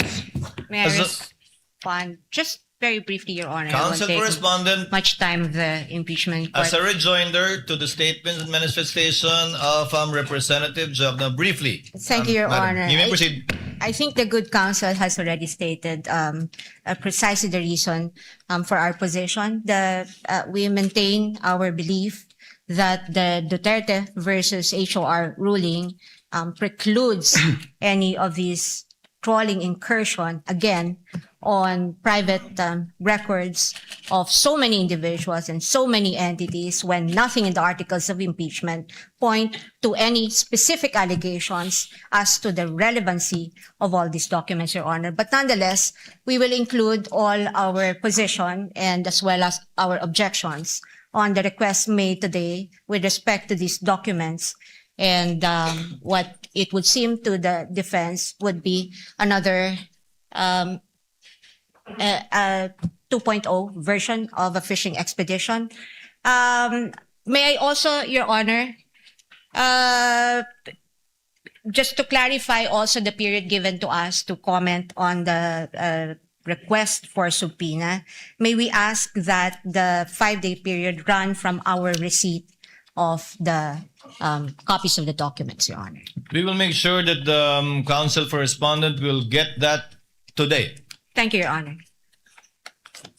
The comments of both counsels of the parties are duly noted and entered into the records. Chair would like to apologize to Senator Cayetano, who has been waiting for quite some time. Thank you for your patience and indulgence. Senator Thank you. Cayetano is recognized. What is Thank your you, pleasure, sir? Presiding Senator Judge. Since we already stated as a court that we will take literally Section 3, subparagraph 6 of Article 11 of the 1987 Constitution, that no person shall be convicted without the concurrence of 2/3 of all members of the Senate. May I ask the members of this court, through the presiding justice, to consider, not today, I have a proposal, but not today, but to consider communication with the Sandigan Bayan for the attendance of Senator Dante Marcoleta and Senator Jinggoy Estrada, considering that the presiding officer may correct me if I'm wrong, but if we get to Section 21, as discussed a while ago by the defense, the prosecution and defense, and we do not know what will happen. Their case may be dismissed. They can be out on bail. So we want them to be able to participate and observe the witnesses as senator judges here. I do know that Senator Jinggoy is under suspension, but there's an argument to be made that the impeachment court is sui generis. In ordinary committee hearings, we do coordinate with courts to ask that persons under their custody be delivered to the Senate under, or the House of Representatives under certain conditions. So I'd like to formally ask, Mr. President, that this court consider that. I will submit whether you'd rather have a caucus or a in-camera discussion, or if you want us all to submit our legal opinion.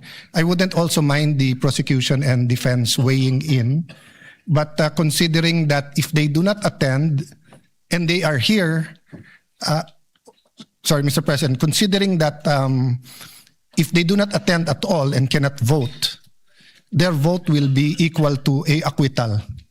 And as we said from the start, we want a fair and we want justice, we want a fair impeachment trial. Sinabi ng prosecution na sana tignan yung ebidensya, pakinggan mga witnesses.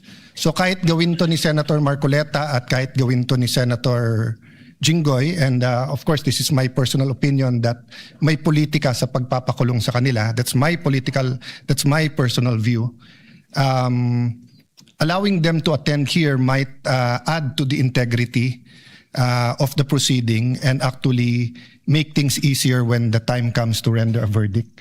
So may I submit that to the court and to our colleagues for discussion at the proper time, Mr. President. The chair notes the comments and request of Senator Judge Cayetano and will consult the senator judges regarding this matter and shall coordinate with his office with respect to his requests pertaining to Senators Jinggoy Estrada and Senator Marcoleta, including whether or not we will enlist the comment on and position of the parties to this case.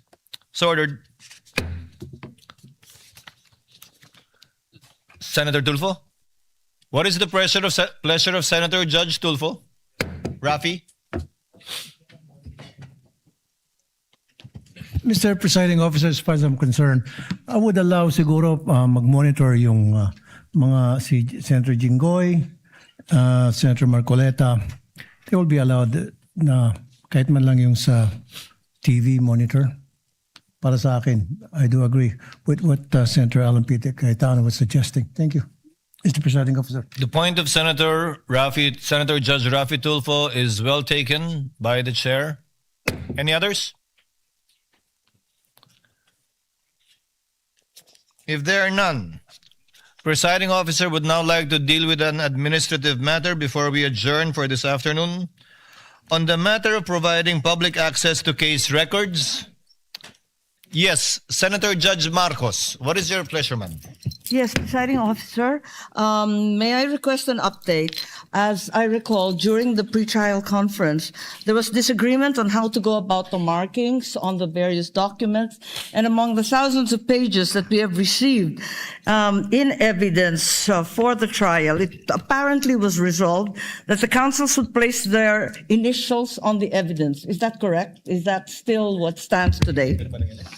And each party would take their respective evidence or files and present the same during the trial to guarantee that the same evidence would be presented. Is that correct? That is correct, with the exception of some, I think, documents that where the original was not presented, which is being corrected, I think, by the parties as we speak. Are we in fact in receipt as judges of all these thousands of pages?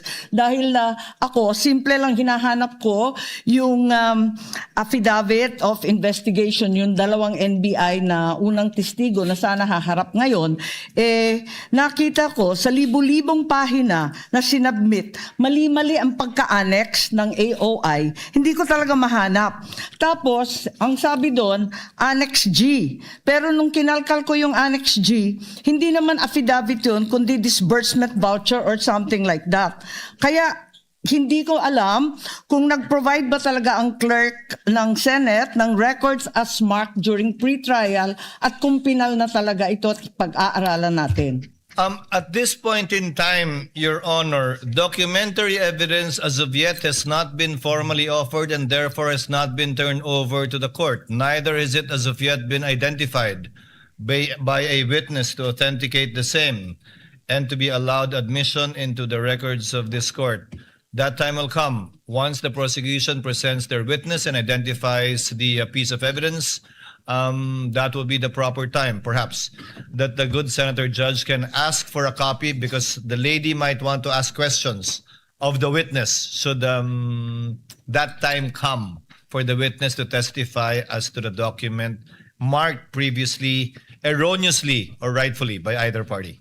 Yes, precisely. Thank you very much, Presiding Officer. We wish to prepare for the three first witnesses, and we're unable to access any of their affidavits or other documents. Thank you. Duly noted and entered the records. What is the pleasure of Senator Judge Padilla? Ginoong tagapamahalang hukom, gusto ko lamang pong sundan yung sinabi ni Senator Judge Alan Peter Cayetano at magpasalamat po kay Senator Judge Rafi Tulfo. Gusto ko lamang pong linawin na ang hinihingi po namin, kung hindi man makapag-participate, dahil sinasabi nga po ay ipinagbabawal silang makapag-participate at bumoto si Senator Jinggoy Estrada at Senator Judge Marcoleta, ang hinihingi po namin ay makapunta po sila dito bilang observer. Hindi lang po basta monitor. Yun lamang po. Maraming salamat. Noted, at the proper time, we shall discuss this matter and settle it as a court or in caucus. There being no other senator judge who wishes to make a manifestation, comment, and or motion, Chair would now like to dispose of an administrative matter. Consistent with Article 2, Section 28 of the Constitution on the policy of public disclosure in matters involving public interest and to give life to the directive under the rules to open the impeachment proceedings to the public, the court hereby directs the clerk of court to create the necessary internet web pages to allow the electronic records of impeachment to be made accessible to the public through the Senate website, whereby all pleadings, memoranda, motions filed by the party shall be uploaded, including the journal of the proceedings after it shall have been approved by the impeachment court. Yun lang po siguro yung madedelay ng konti dahil kailangan aprubahan muna ng impeachment court yung journal bago po namin ma-upload sa website. Yes, what is the pleasure of Senator Judge Bam Aquino? Yes, Mr. President. On this note, firstly, we'd like to second and congratulate this move of the impeachment court to make all of the evidence available to the public. May we know in how many days will the clerk of court make this evidence available to the public, Mr. President? They've started, but they have not completed it yet. As Senator Judge Marco said, the documents are voluminous. I think it covers until 9Q, if I'm not mistaken, initially, when it was marked. About more than 10,000 documents. Mr. President, of course, in the same way, if this is made available to the public 6 months from now or 1 year from now, that defeats the purpose of having this made public. No, that will not happen. Yes, may we get a commitment from the clerk of court as to the delay by which presented evidence is made public, Mr. President? No.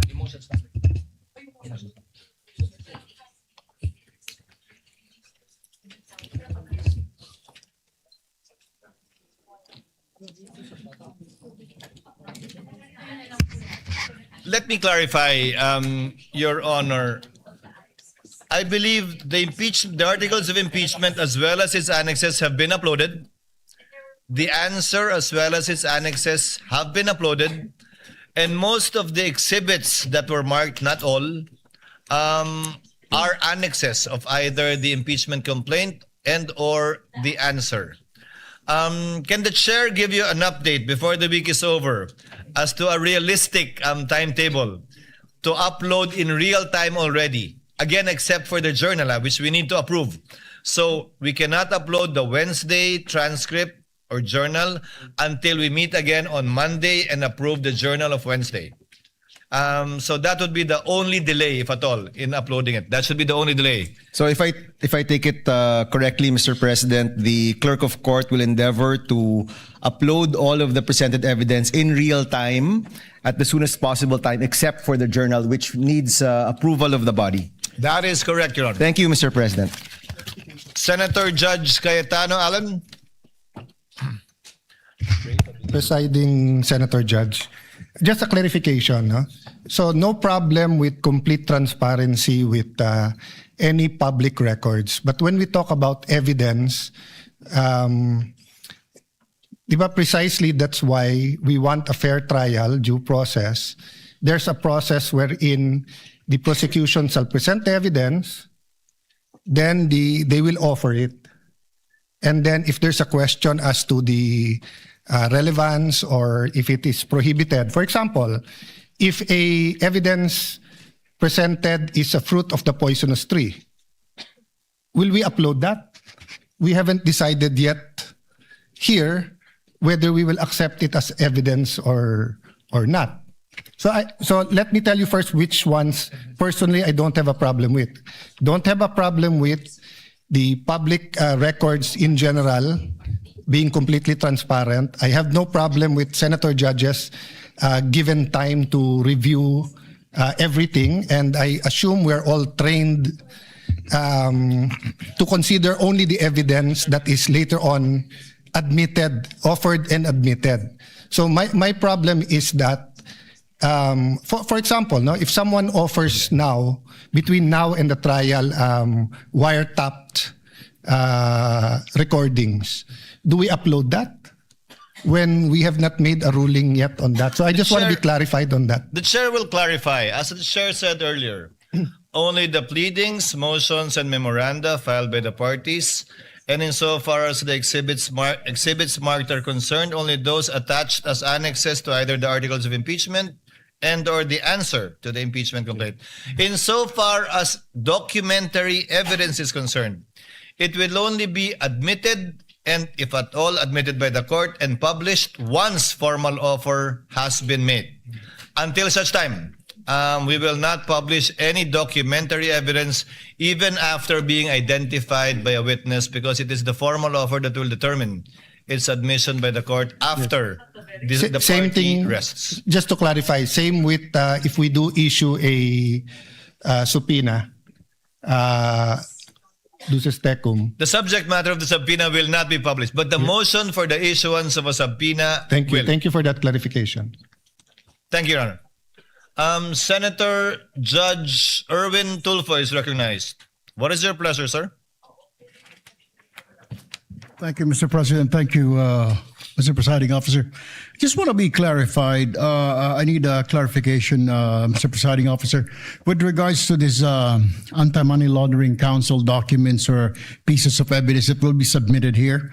Will it be okay if we tackle this in public, or shall we tackle evidence from the AMLAC during an executive session? I believe this is under the bank secrecy law, or we can tackle it because this is an impeachment court, Mr. Presiding Officer.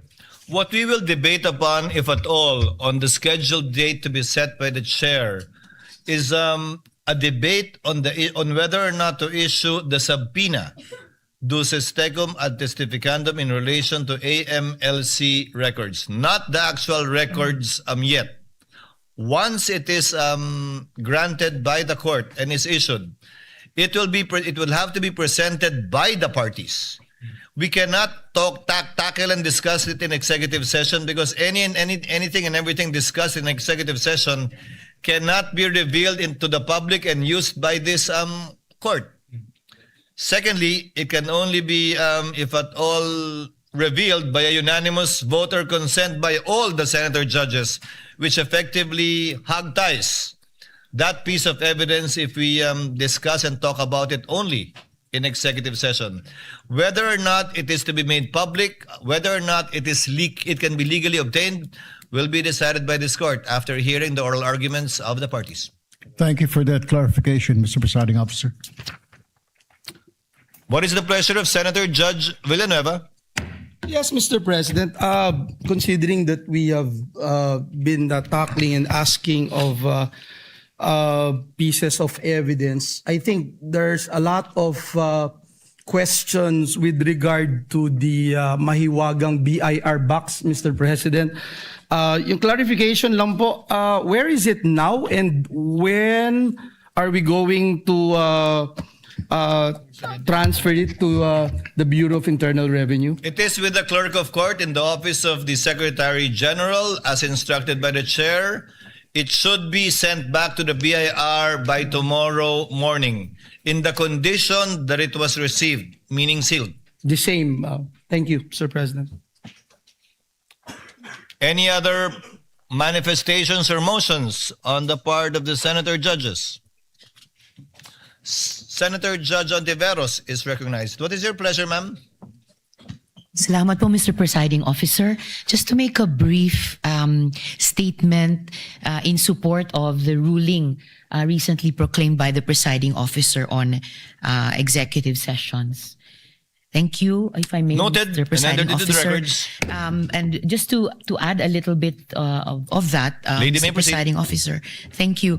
The executive session is only for Congress acting in its usual legislative functions, and impeachment trials do not contemplate executive session. So I join with the presiding officer in the call that he made, which I believe is the default also of this impeachment trial court for transparency as a general rule and as a default. Salamat po, Mr. Presiding Officer.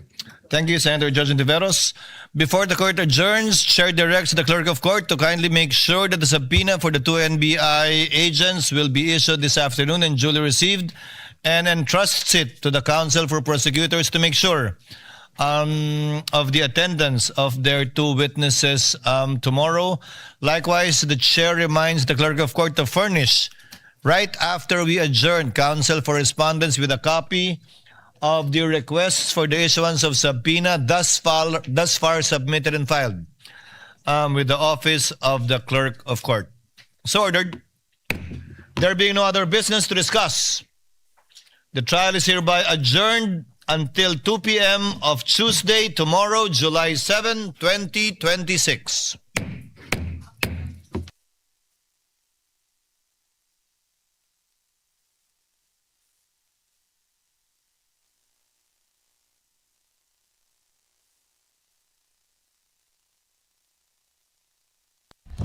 Ang paglilitis sa pangalawang Pangulo. RMN Network's special coverage. Sa bawat tanong, may hinihintay na sagot. Sa bawat ebidensya, nakatutok ang sambayanan.